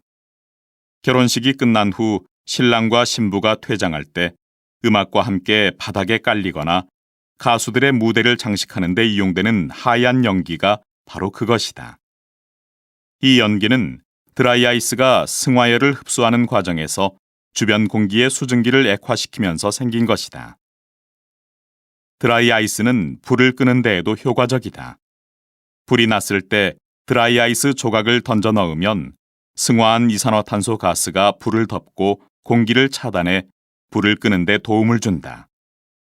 이와 같이 우리가 아이스크림 포장용으로만 무심코 사용하던 드라이 아이스는 그 용도가 매우 다양하다.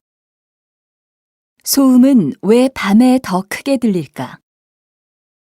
우리는 매일 수많은 소리를 들으면서 살아간다. 그 소리 중에는 듣고 싶은 소리도 있지만 그렇지 않은 소음도 섞여 있기 마련이다. 소리는 밤과 낮에 따라 다르게 들리는데 같은 크기의 소리라도 밤에 더 잘 들린다. 예를 들면 밤에는 자동차의 소음이나 밖에서 아이들이 떠드는 소리도 더 시끄럽다고 느낄 때가 많다. 같은 크기의 소리라도 왜 밤에 더 크게 들리는 것일까? 그것은 공기의 온도와 밀도 차이 때문이다. 공기는 온도가 높을수록 입자의 운동이 활발해 밀도가 낮아지고 온도가 낮을수록 입자의 운동이 활발하지 못해 밀도가 높아진다. 낮에는 태양열로 인해 지표면의 온도가 높아져 지표면 근처의 공기 밀도가 낮고 상대적으로 차가운 상공은 공기의 밀도가 높다. 반면에 해가 지는 밤에는 지표면이 식게 되므로 지표면 근처의 공기 밀도가 높아지고 지표면보다 따뜻한 상공은 공기 밀도가 낮아지게 된다. 공기의 온도와 밀도는 소리의 속도에 영향을 미치게 된다. 즉, 온도가 높아져 밀도가 낮아지면 소리의 속도가 빨라지게 되고, 온도가 낮아져 밀도가 높아지면 소리의 속도가 느려지게 된다. 만약 지표면 근처와 상공의 온도가 차이가 나면 소리의 굴절이 일어나게 된다. 낮에는 지표면이 상공보다 온도가 높아 지표면의 소리의 속도가 빠르므로 소리가 위쪽으로 굴절된다. 그래서 낮에는 소리가 잘 들리지 않는다. 밤에는 지표면이 상공보다 온도가 낮아 속도가 느리므로 소리가 아래쪽으로 굴절된다. 그래서 밤에는 낮보다 주변의 소리가 더 잘 들리게 되는 것이다. 한국 속담에 낮말은 새가 듣고 밤말은 쥐가 듣는다는 말이 있다. 이것도 소리의 굴절로 설명될 수 있다. 즉, LEI 시사토론. 대학 교육이 나아가야 할 방향은? 대학은 현실 사회에 적응할 수 있게끔 스펙을 쌓고 경쟁력을 갖추는 곳. 대학은 진리를 탐구하고 비판적인 사고력을 기르는 곳. 대학은 인성교육과 능력 개발을 통해 기업에 필요한 인재를 양성하는 곳. 방송 시간 2014년 7월 3일 토요일 오후 3시. 방송 내용: 치열한 입시 경쟁을 치른 끝에 합격한 대학. 그러나 학생과 학부모는 대학 교육에 만족하지 못한다. 어디 학생과 학부모뿐인가? 기업도 대학도 불만을 토로하는 대학 교육의 현실. 진정한 대학 교육이란 무엇인가? 대학생, 대학 교수, 기업인이 모여 바람직한 대학 교육의 방향을 모색해본다. 각 대학에서 졸업식이 열리는 계절이 돌아왔습니다. 힘들게 공부한 끝에 졸업하게 된 대학생들. 뿌듯하기도 하지만 험난한 취업 전쟁에 나서야만 하는 이들에게는 졸업장이 오히려 무겁게만 느껴집니다. 그렇다면 대학 졸업생들과 이들을 신입사원으로 채용한 기업의 입장에서는 대학 교육을 어떻게 평가하고 있을까요? 김지영 기자가 취재했습니다. 몇 년 전만 해도 꿈과 낭만의 상징이었던 대학 캠퍼스. 하지만 요즘엔 졸업 후의 치열한 취업 경쟁 때문에 캠퍼스의 모습이 많이 달라졌습니다. 한국고용정보원은 지난달 전국 4년제 대학교 졸업생 1,000명을 대상으로 대학 교육이 취업에 도움을 주었는가에 대한 설문조사를 실시했습니다. 그런데 응답자의 40%만이 도움이 되었다고 평가했고, 과반수 이상이 그저 그렇다 혹은 도움이 되지 않았다고 응답했습니다. 대학 교육이 취업에 별로 도움이 되지 않았다고 생각하는 이유로는 우선 이론 중심적이기 때문이라는 응답이 가장 많았고, 다음으로 전공이 취업 분야와 다르기 때문에, 직무 수행 관련 교육이 없기 때문에, 사회 변화를 따라가지 못하기 때문에의 순으로 나타났습니다. 한편 국내 핵심 기업 200개의 인사 담당자를 대상으로 현행 대학 교육이 기업에서 필요로 하는 인재를 키워내고 있는가에 대해 실시한 조사 결과도 눈길을 끕니다. 조사 결과 75%가 그렇지 못하다고 응답했습니다. 그 이유에 대해서는 요즘 신입사원들은 학벌, 학점, 자격증 등의 스펙은 화려하지만 정작 기업이 필요로 하는 창의력이나 문제 해결 능력이 부족하기 때문이라고 말했습니다. 또한 기업에 필요한 인재를 기르기 위해서는 인성교육과 함께 개인별 재능을 발견하고 키워주는 교육, 창의성 교육 등이 강화돼야 한다고 응답자들은 밝혔습니다. 요즘 대학생들은 대학 교육이 취업에 별로 도움이 되지 않는다고 인식하고 재학 기간 내내 학점과 어학 능력, 자격증을 비롯한 봉사활동, 해외 연수 등의 스펙 쌓기에 바쁩니다. 그런데 화려한 스펙을 쌓아 취업을 했다 하더라도 정작 기업에서 필요로 하는 능력을 갖추지 못해서 업무 처리에 많은 어려움을 겪고 있습니다. 대학 교육이 실제 취업이나 기업이 원하는 인재 양성에 별로 도움이 되지 못하고 있는 현실입니다. LEI 뉴스 김지영입니다. 안녕하십니까. 오늘 LEI 시사토론에서는 대학 교육이 나아갈 방향에 대해서 두 분의 토론자를 모시고 이야기를 나눠보겠습니다. 오늘 토론을 위해 한국대학교의 박만기 교수님과 서울그룹 인사 담당자이신 김지혜 부장님께서 참석해 주셨습니다. 요즘 우리 대학생들이 치열한 취업 경쟁을 앞두고 스펙 쌓기에만 열중해 문제가 된다는 보도가 많은데요. 우선 박 교수님께서는 이 현상의 원인을 무엇이라고 보십니까? 네, 물론 취업이 어렵다는 사회적인 원인도 있지만 무엇보다도 기업들이 신입사원을 채용할 때 제시하는 조건 때문에 이러한 경향이 생겼다고 생각합니다. 높은 학점이나 어학 능력을 갖춘 사람, 자격증을 가진 지원자들이 선발되는 경우가 많으니까 대학생들이 모두 그런 스펙을 갖추는 데 많은 시간을 보내게 되는 겁니다. 기업에서 인사를 담당하고 계신 김 부장님께서는 어떻게 보시는지요? 저는 박 교수님의 생각과 조금 다른데요. 최근 국내 기업 인사 담당자를 대상으로 대학 교육 만족도에 대해 설문조사를 실시했습니다. 그 결과를 보면 10점 만점에 평균 5.3점으로 나타났습니다. 매우 낮은 점수로 현재 대학 교육은 독창성과 창의력을 가진 인재를 길러내지 못한다고 볼 수 있습니다. 그래서 기업의 입장에서도 우수한 인재를 뽑기가 어려워 어쩔 수 없이 이러한 조건들을 제시하는 것입니다. 한마디로 요즘 대학생들이 스펙 쌓기에 열중하는 것은 대학 교육이 부실하기 때문이라고 말씀드릴 수 있겠습니다. 박 교수님께서는 기업의 사원 채용 방식에 문제가 있음을 지적하셨고, 김 부장님께서는 독창성, 창의력 등의 면에서 대학 교육이 부실하다는 점을 지적하셨는데요. 잠시 화제를 대학 교육의 본질로 돌려보는 건 어떨까요? 두 분의 의견이 대학 교육의 본질과 밀접한 관련이 있어서 그에 대한 논의를 해보는 게 좋겠다는 생각이 듭니다. 먼저 박 교수님께서 말씀해 주시죠. 대학은 진리를 탐구하고 비판적이고 창의적인 사고력을 기르는 곳입니다. 각자의 전공 영역을 심도 있게 공부하게 되면 그 분야의 학문이 발전하게 되고 결국 인류에 도움이 되는 지식이 축적되므로 이를 통해 사회에 기여하게 되는 것입니다. 대학 교육의 본질은 바로 여기에 있는 것입니다. 저는 대학이 인성교육과 업무 능력 개발을 통해 기업에 필요한 인재를 양성하는 곳이라고 생각합니다. 요즘 신입사원들을 보면 인성교육이 제대로 되어 있지 않아 윗사람에 대한 예의도 부족하고 어려운 일이 생기면 금방 포기해버립니다. 물론 대학은 1차적으로 학문을 탐구해야 하지만 학생들의 졸업 후 사회 진출도 고려해야 합니다. 그래서 대학은 사회에 필요한 인재를 기를 책임이 있고 실습 및 현장 학습 위주의 교육을 통해 업무 능력을 길러주는 역할을 해야 합니다. 그러니까 김 부장님 말씀은 대학 교육이 직업 교육을 다뤄야 한다는 말씀이시죠? 하지만 저는 그렇게 생각하지 않습니다. 학생이 취업을 목표로 한다면 전문계 고등학교나 전문대를 가는 게 맞다고 봅니다. 굳이 시간을 낭비하면서까지 4년제 대학교에 다닐 필요가 없습니다. 어디 시간뿐인가요? 비싼 등록금도 낭비하는 셈이지요.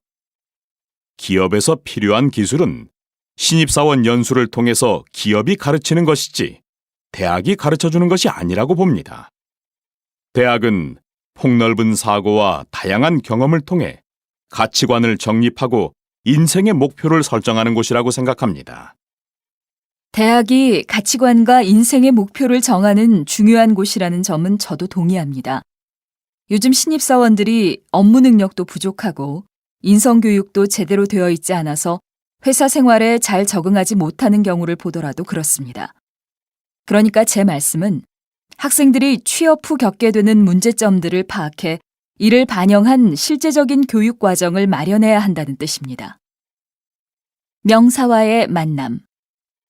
당신의 미래는 안녕하십니까? 고령화로 보는 우리 사회의 미래. 강연회. 명사와의 만남 5번째 시간입니다. 이번 수요일에 서울 노인연대 서재덕 대표를 모시고 고령화와 미래사회라는 주제로 강연회를 열게 되었습니다. 서울대학교 사회복지학과 교수를 지낸 서 대표는 정부가 새롭게 내놓은 노인복지 정책은 안 하느니만 못한 정책이며 그러한 정책을 실행해봤자 예산 부족으로 오래가지 못할 것이라고 강력히 비판해왔습니다. 이번 강연회에서는 노동 생산성 감소, 고령 인구의 의료비 급증 등 고령화에 따른 사회의 문제를 소개하고 바람직한 노인복지 정책도 제안할 예정입니다. 많은 참여 바랍니다. 일시 2015년 7월 5일 일요일 장소 푸른숲 빌딩 3층 회의실 참여 선착순 마감 댓글로 이름을 남겨주세요. 가. 대한민국이 급속도로 고령화 사회로 바뀌고 있다. 한국은 2026년에 인구의 20%가 65세 이상인 초고령 사회가 될 것으로 예상된다. 급속한 인구 변화만큼 국가의 재정 부담이 가속화되고 국가 경쟁력도 떨어질 수밖에 없다. 국가의 재정 부담을 줄이려면 노인들이 스스로 살아갈 수 있도록 일할 기회를 주어야 하는데 현실은 그렇지가 않다. 기업의 정년을 조사한 결과에 따르면 95.3%의 기업에 정년 제도가 있고 평균 정년은 56.8세라고 한다. 퇴직자들 대부분이 노후를 국민연금에 의존하고 있는데 한국의 상당수 근로자는 연금 지급 개시 연령인 60세 이전의 정년을 맞는다. 또한 한국의 남녀 평균 수명은 80세 전후이니 정년 후 20년을 일 없이 연금으로만 지내야 하는 것이다. 평균 수명이 늘어나 충분히 일할 수 있는 나이임에도 불구하고 노동력을 활용할 수 없다는 것은 큰 국가적 손실이다. 미래에 저출산으로 인구가 줄어들어 노동력이 부족해질 것을 고려한다면 정년을 연장하는 것은 고령화 사회에 꼭 필요한 일이다. 그러나 기업들은 인건비 부담과 인사 적체를 이유로 정년 연장을 꺼리고 있다. 인건비 증가 문제는 임금 피크제로 해결할 수 있다. 임금 피크제란 경력이 일정 기간을 넘으면 임금 인상을 제한하는 것이다. 또한 일정 연령이 되면 임원을 맞지 않는 것으로 인사 적체 문제도 충분히 해결할 수 있다. 만약 정년 연장을 하게 되면 신규 인력 채용이 줄어 젊은이들의 일자리가 감소할 것이라는 우려의 목소리도 있다.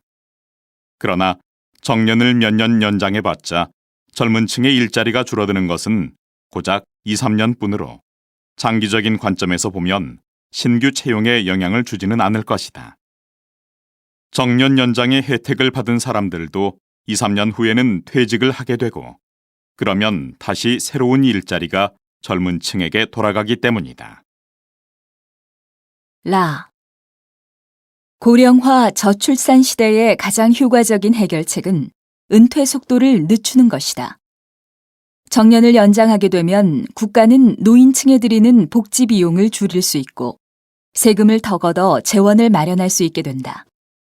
근로자는 자신의 힘으로 생계를 꾸려나갈 수 있으며 기업은 숙련된 경력사원을 별도의 교육 없이 활용할 수 있다는 장점이 있다. 젊은 층이 노인 인구를 부양하는 부담도 감소할 것이다. 급속도로 고령화가 진행되는 현 상황에서 아직도 충분히 일할 수 있는 노인층을 연금 생활자로 만드는 것은 비효율적이다. 정부의 부족한 노인수당 지급은 노인층에게 일자리를 제공하느니만 못한 일이다. 확실하게 정년을 보장하고 노후를 좀 더 생산적으로 보낼 수 있게 해주는 것이 고령화 사회를 대비하는 지혜가 될 것이다. 박정희 대통령이야말로 한국 경제를 발전시키고 국민들에게 희망과 꿈을 안겨준 진정한 대통령입니다. 그 당시는 먹고 살랴, 가난 속에서도 자식 공부시키랴 얼마나 힘든 시기였습니까? 박정희 대통령이 없었다면 한국이 지금과 같은 경제 발전을 이루지 못했을 것입니다. 그때는 남에게 뒤질세라 앞만 보고 달리던 시기였지요. 박 대통령이 집권한 시기에 경제는 발전되었지만 인권과 자유는 그만큼 억압받았다는 생각이 드는군요. 선생님, 내일이 4.19 혁명 기념일이라고 하던데 4.19 혁명이 뭐예요? 그러고 보니 내일이 4.19 혁명 기념일이군요. 4.19는 이승만 대통령이 장기 집권을 하자 국민들이 전국적으로 시위에 참가해 정권을 바꾼 사건이에요. 이승만 대통령은 한국의 초대 대통령인데 정권 연장을 위해 개헌을 하고 부정선거를 저질렀지요. 4.19 혁명이 일어나자 정부는 시위를 무력으로 진압했지만 결국 국민들의 뜻에 따라 이승만 대통령은 대통령직에서 물러나게 됐어요. 그렇군요. 이승만 대통령이 물러난 후 국민들의 희망대로 민주화가 이루어졌나요? 아니요. 새 정부를 구성한 지 채 1년도 못 돼서 5.16 군사 쿠데타가 일어났어요. 당시 육군 소장이었던 박정희 장군이 무력으로 정권을 잡게 되었죠. 저도 박정희 대통령에 대해 들어본 적이 있어요. 한국 경제를 발전시킨 대통령 아닌가요? 그런 평가도 있지요. 하지만 18년간 장기 집권하며 국민의 자유를 억압한 독재자라는 평가도 받고 있어요. 특히 1972년에 유신헌법으로 개헌을 해서 대통령을 간접선거로 선출하도록 함으로써 장기 집권할 수 있는 기반을 마련했지요. 또한 민주화 운동을 억압하고 언론을 통제하고 검열했어요. 이를 반대하는 수많은 사람들이 투옥되거나 고문을 당했지요. 그래서 어떻게 되었어요? 1979년에 전국적으로 민주화를 요구하는 시위가 심했었는데 그해 10월에 부하에게 암살당했어요. 그럼 박정희 대통령의 죽음으로 드디어 한국도 민주화가 되었겠네요. 그랬으면 좋았겠지만 당시 군인이었던 전두환 장군이 다시 쿠데타를 일으켜서 정권을 잡았어요. 5.18 광주 민주화 운동에 대해 들어봤나요? 1980년 5월에 광주에서 전두환 대통령의 집권에 반대하는 시위가 일어났는데 이를 진압하는 과정에서 많은 시민들이 희생되었어요. 전두환 대통령도 이승만 대통령이나 박정희 대통령처럼 장기 집권했나요? 다행히 그렇지는 않았어요. 전두환 대통령 역시 자유를 억압했지만 다시 독재가 계속될세라 국민들의 대통령 직선제 요구가 거셌고 결국 1987년 60항쟁을 통해 대통령 직선제가 도입되었어요. 그 후 국민들의 투표로 대통령이 선출되면서 한국은 점차 민주주의 국가가 되었지요. 본격적인 선거철을 맞아 어떤 후보가 나라의 지도자로서 적합한지 유권자들의 관심이 높아지고 있습니다. 사회에 나갈 준비를 하고 있는 학생들은 어떤 사람을 훌륭한 지도자라고 생각할까요? 지도자가 갖춰야 할 자질에 대해 서울대 학생들의 생각을 들어봤습니다. 지도자가 갖춰야 할 자질이 뭐라고 생각하십니까? 국민이 원하는 것을 읽어낼 수 있는 능력, 즉 국민과 소통하는 능력이라고 생각해요. 지도자는 국민의 뜻을 읽고 그것을 조화시켜 여러 정책을 만들고 집행하는 사람이잖아요. 저는 공정함이라고 생각해요. 어느 한쪽으로 치우치지 않고 공정하고 균형 있게 정치를 해야 해요. 지도자가 어느 한쪽의 말만 들어준다면 다른 쪽은 불만을 가지게 되고 그렇게 되면 사회는 분열될 거예요. 대통령이 공정하게 일 처리를 해야 사회가 평화롭고 조화롭게 발전할 수 있다고 생각해요. 서울대 재학생 100명을 대상으로 조사한 결과 지도자의 자질로 학생들은 국민과의 소통, 공정성, 리더십 순으로 응답했습니다. 특히 국민과의 소통이라고 응답한 학생은 전체 학생의 과반수를 차지했습니다. 그렇다면 지도자가 경계해야 할 점에 대해서는 어떻게 생각할까요? 이 세상에 완벽하게 옳은 생각만 하는 사람은 없지 않나요? 독선을 경계해야 해요. 그러기 위해서는 여러 사람의 의견을 들을 줄 알아야 할 것 같아요. 지도자가 되면 이 일 하랴 저 일 하랴 바빠서 이것저것 고민할 여건이 안 되잖아요. 그러다 보니 아무래도 자신을 지지하는 사람들을 편애하고 그 사람들에게 유리한 일들을 하기 쉬운 것 같아요. 한 나라의 지도자는 자신을 지지하는 사람들만의 대표가 아닌 만큼 반대편도 배려하고 포용할 수 있어야 한다고 생각해요. 이처럼 학생들은 국민이 원하는 것을 잘 듣고 어느 한쪽으로 치우침 없이 공정하게 정치를 하는 지도자가 좋은 지도자라고 생각하고 있었습니다. 또한 독선이나 자신의 지지자들만 편애하는 태도를 경계해야 한다고 보았습니다. LEI 뉴스 김민수입니다. LEI 신문. 세계적인 경제학자 스콧 브레너와의 만남 1. 한강의 기적. 한국의 고속성장 비결. 한국 경제 발전의 원동력이 무엇이라고 생각하나? 한국은 전쟁 후에 경제가 매우 어려웠다. 하지만 한강의 기적이라 불릴 만큼 초고속 성장을 했다. 우선 정부의 효율적인 경제 운영이 큰 역할을 했다. 경제개발 5개년 계획을 수립해서 단계적으로 집중해야 할 산업을 정해 발전시켰다. 정부뿐만 아니라 국민들의 노력도 큰 역할을 했다. 한국은 천연자원은 풍부하지 않으나 인적 자원이 우수하다. 남녀노소를 불문하고 모든 국민들이 부지런히 노력했다. 노동자들은 일을 맡은 이상 최선을 다해야 한다는 생각으로 열심히 일을 했다. 높은 교육열 또한 경제 성장의 원동력이 되었다. 이러한 이유로 한국 경제가 단기간에 눈부시게 발전하게 된 것이다.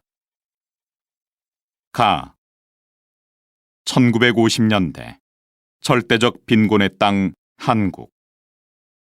한국 전쟁으로 공장과 도로 등의 기반 시설이 모두 파괴되어 한국인들은 남녀노소를 불문하고 모두 절대적 빈곤에 시달렸다.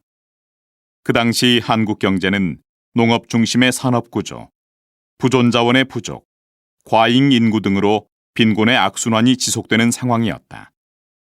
산업 기반 시설과 기술이 전무해 수출을 한다는 것은 거의 불가능했고, 밀가루, 옥수수와 같은 해외 원조에 전적으로 의존하고 있었다. 당시 산업이란 원조 물자인 밀가루, 옥수수, 설탕 등을 가공해 파는 것이 대부분이었고, 수출품은 흑연, 철광석, 중석 등 광산물이 대부분이었다.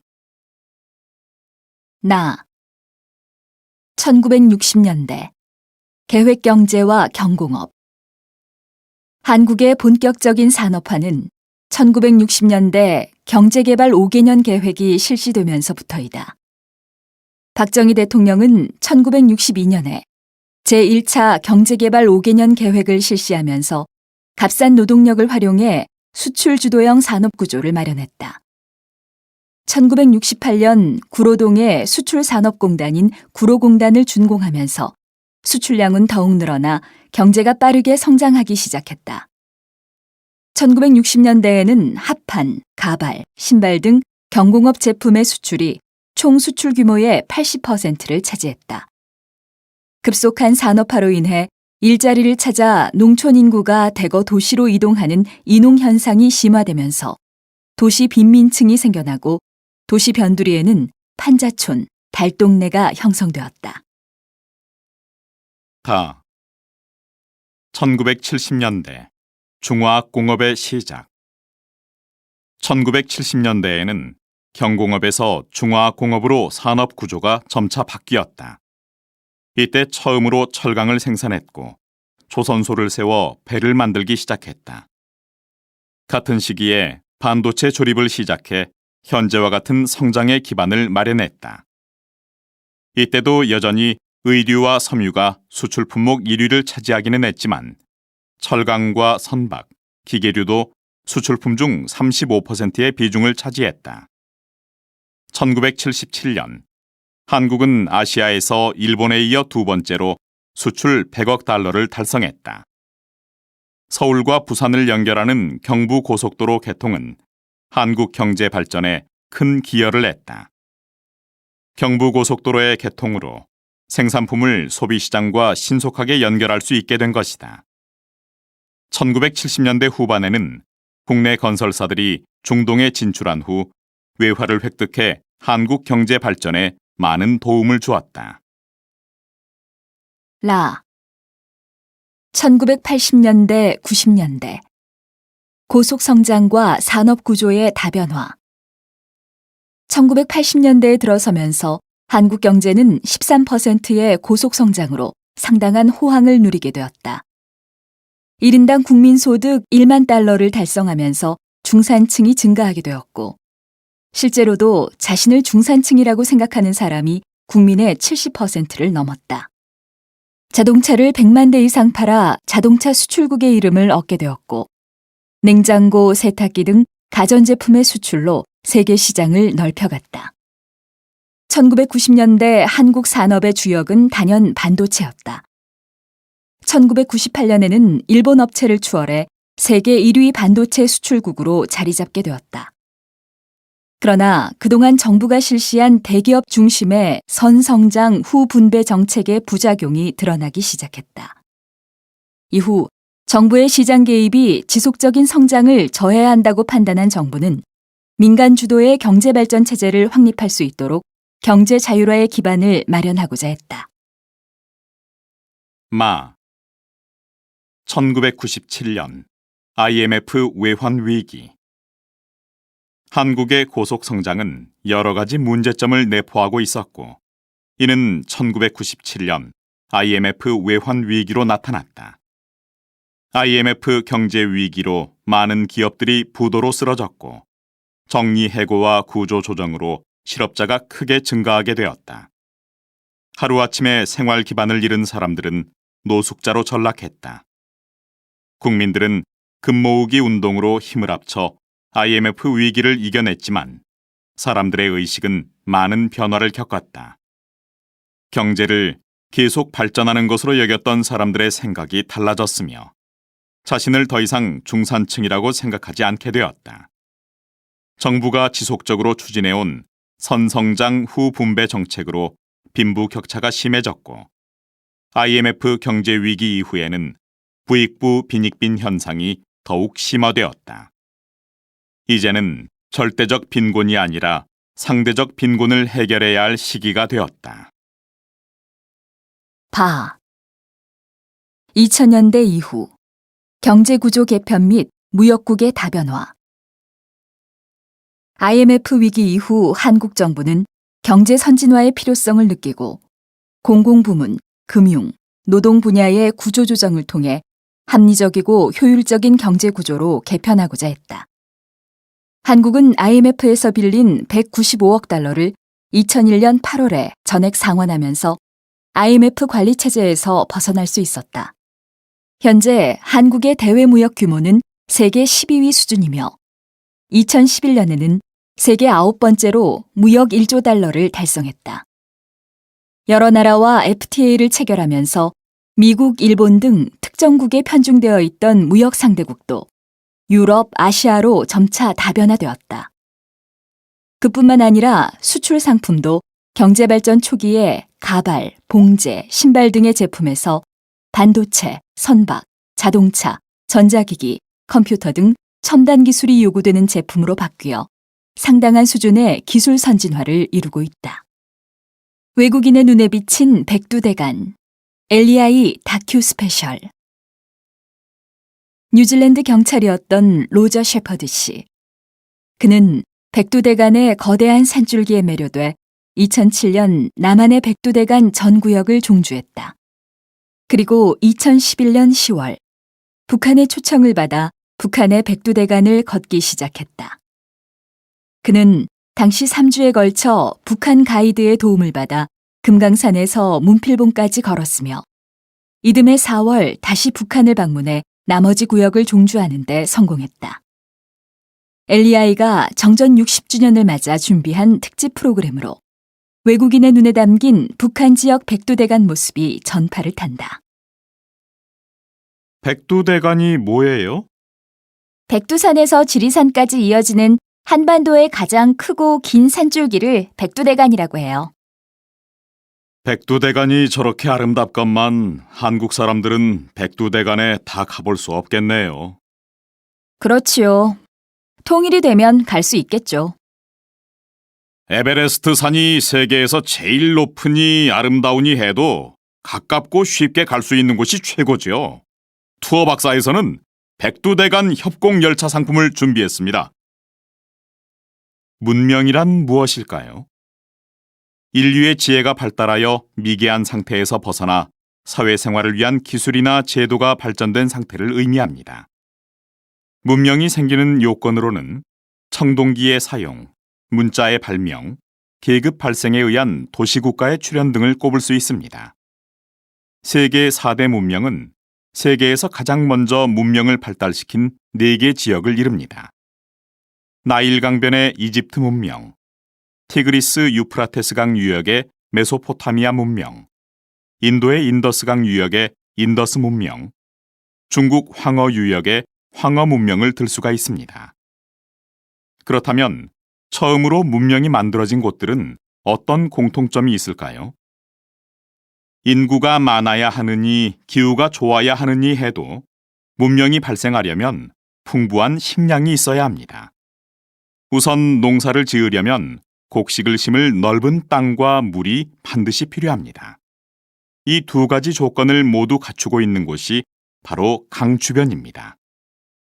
대개 큰 하천의 하류에는 넓은 평야가 나타납니다.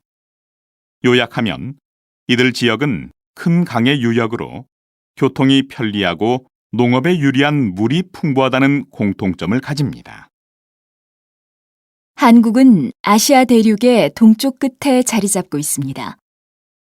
북쪽은 압록강과 두만강을 경계로 중국 북동부 지역과 러시아의 연해주와 맞닿아 있고, 동쪽과 남쪽은 동해와 남해 건너편에 일본이 있으며 서쪽은 황해를 사이에 두고 중국과 접해 있습니다. 한국은 북쪽을 제외한 동쪽, 서쪽, 남쪽 3면이 바다로 둘러싸여 있습니다.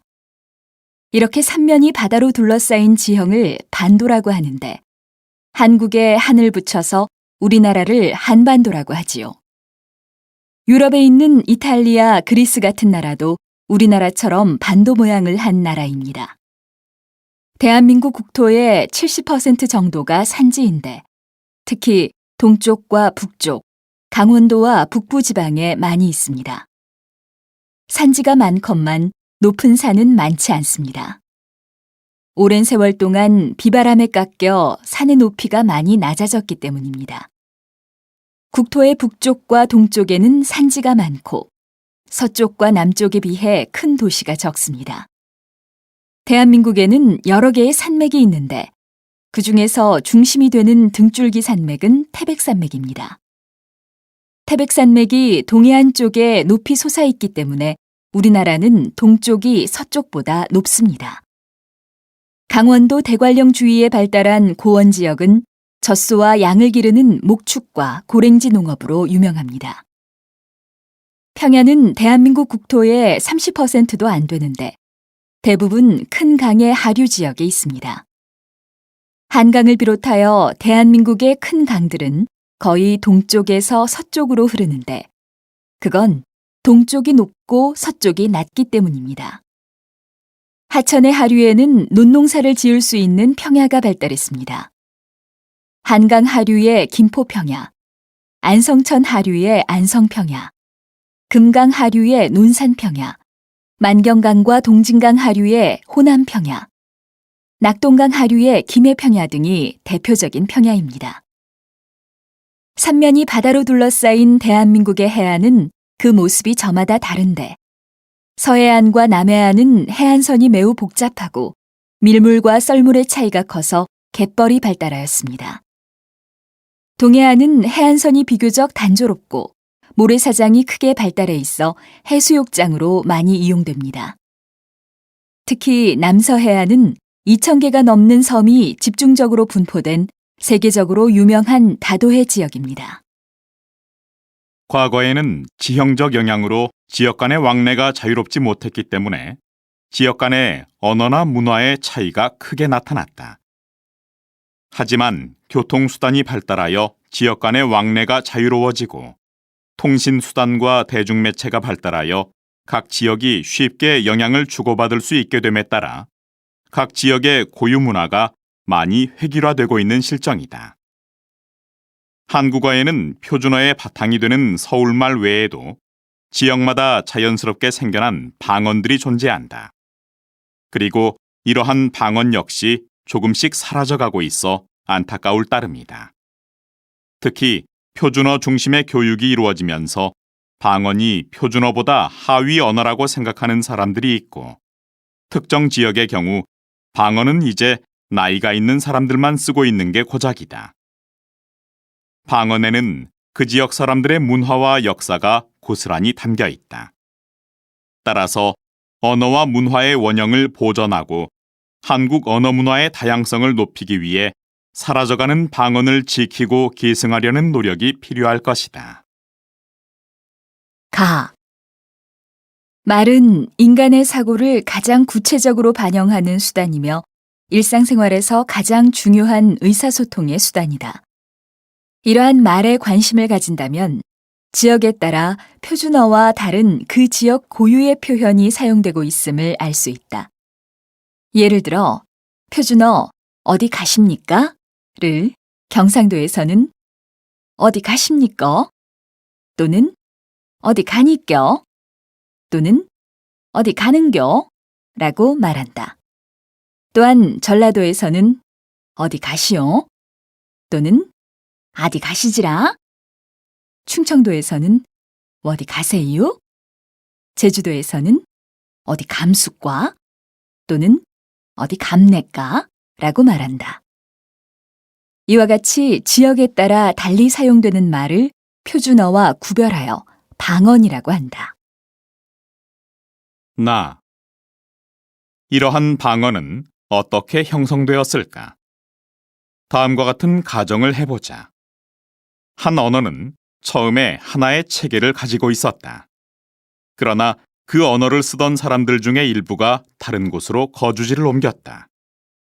현대와 달리 교통수단이 발달하지 않았던 과거의 사람들은 강이나 산 등의 자연적 요인 때문에 자기가 사는 지역을 떠나 멀리까지 가는 것이 매우 힘들었다. 따라서 특정 지역에 살던 사람들은 그들에게 필요한 어휘를 만들어가면서 그들에게 적합한 표현 방법을 발전시켜 나갔다. 그 결과 여러 지역의 말은 소리, 단어, 문법 등의 차이를 가지게 되었다. 이렇게 만들어진 방언을 특히 지역 방언이라고 한다. 다. 한편 사회적으로 방언에 대한 오해나 편견이 존재하기도 한다. 예를 들어 경기도 사람들이 사용하는 말이 표준어와 동일하며 그 외 지역 사람들이 사용하는 말은 방언이라고 인식하는 경향이 있다. 이러한 인식은 경기도 지역에서 사용되는 말이 다른 지역보다 상대적으로 품위가 있다고 생각하는 우월감으로 연결되기도 한다. 그러나 하나의 언어는 크고 작은 방언으로 구성되며 한 언어를 구성하는 방언들은 서로 대등한 자격을 가진다. 우리나라의 경우 방언은 자연적으로 형성된 말이며 표준어는 정책적 목적으로 주로 서울의 중류층 또는 교양 있는 계층의 말과 그 외의 다른 언어 요소들을 합하여 만든 인위적이고 추상적인 말일 따름이다. 그러므로 어떤 지역의 말도 표준어와 일치할 수는 없다. 강원도 고성 지역 청소년의 방언 사용 실태와 방언에 대한 인식 조사. 1. 서론. 고성은 영동 방언권에 속하는 지역이다. 영동 방언권이란 대관령을 기준으로 동쪽에 위치한 방언권이다. 그 중에서도 고성은 고성, 속초, 양양 지역으로 묶여 북부 영동 방언권에 해당된다. 그동안 영동 방언권에 대한 조사는 다음과 같은 세 가지 방향에서 주로 이루어져 왔다. 첫째는 방언의 성조에 대한 조사이고, 둘째는 방언의 의문에 대한 조사이고, 셋째는 영동과 인접한 지역의 다른 방언과 비교하는 조사이다. 하지만 지금까지의 조사에서는 청소년만을 대상으로 한 조사가 거의 없었다. 따라서 본 조사에서는 강원도 고성 지역 청소년들의 방언 사용 실태를 파악하고 방언과 표준어에 대한 인식이 어떠한지를 밝히고자 한다. 본 조사의 방법은 다음과 같다. 먼저 강원도 고성 지역의 학생들이 지역 방언을 어떻게 사용하고 있는지 의문과 어휘를 중심으로 알아볼 것이다. 그리고 방언을 어떤 상황에서 얼마나 활발하게 사용하고 있는지, 방언과 표준어에 대한 인식은 어떠한지를 알아볼 것이다. 이를 위한 방법으로는 설문지와 면담을 택하였다. 설문지를 통해서는 주로 사용하는 의문과 어휘의 특징에 대해 알아보고 면담을 통해서는 청소년들의 방언에 대한 인식과 말버릇 등을 알아볼 것이다. 설문조사 대상은 중학교 3학년 학생 49명, 고등학교 1학년 학생 111명으로 했다. 면담은 면담자 1명과 강원도 고성 지역에서 태어나 살아온 3명의 학생들이 자유롭게 대화한 것을 녹음하여 분석했다. 2. 본론 1. 고성 지역 학생들의 방언 사용 실태, 조사 결과 생략. 2. 표준어와 지역 방언에 대한 인식, 조사 결과 생략. 3. 결론. 방언은 그 지역의 고유한 문화와 정서가 담겨 있는 귀중한 언어 자산이다. 하지만 조사 결과 고성 지역 청소년들은 방언을 잘 쓰지 않고 방언에 대한 인식도 좋지 않다는 것을 알 수 있었다. 이러한 현상의 원인 중 하나는 강력한 표준어 정책이라고 할 수 있다. 표준어를 절대적인 언어의 기준으로 삼아 가르치기 때문에 지방 언어 학습과 사용이 줄어들게 된 것이다. 따라서 이러한 지역의 문화와 정서를 보존하기 위해 청소년들에게 방언을 교육할 필요가 있고 국어 교과 안에서도 방언 학습이 이루어져야 할 것이다.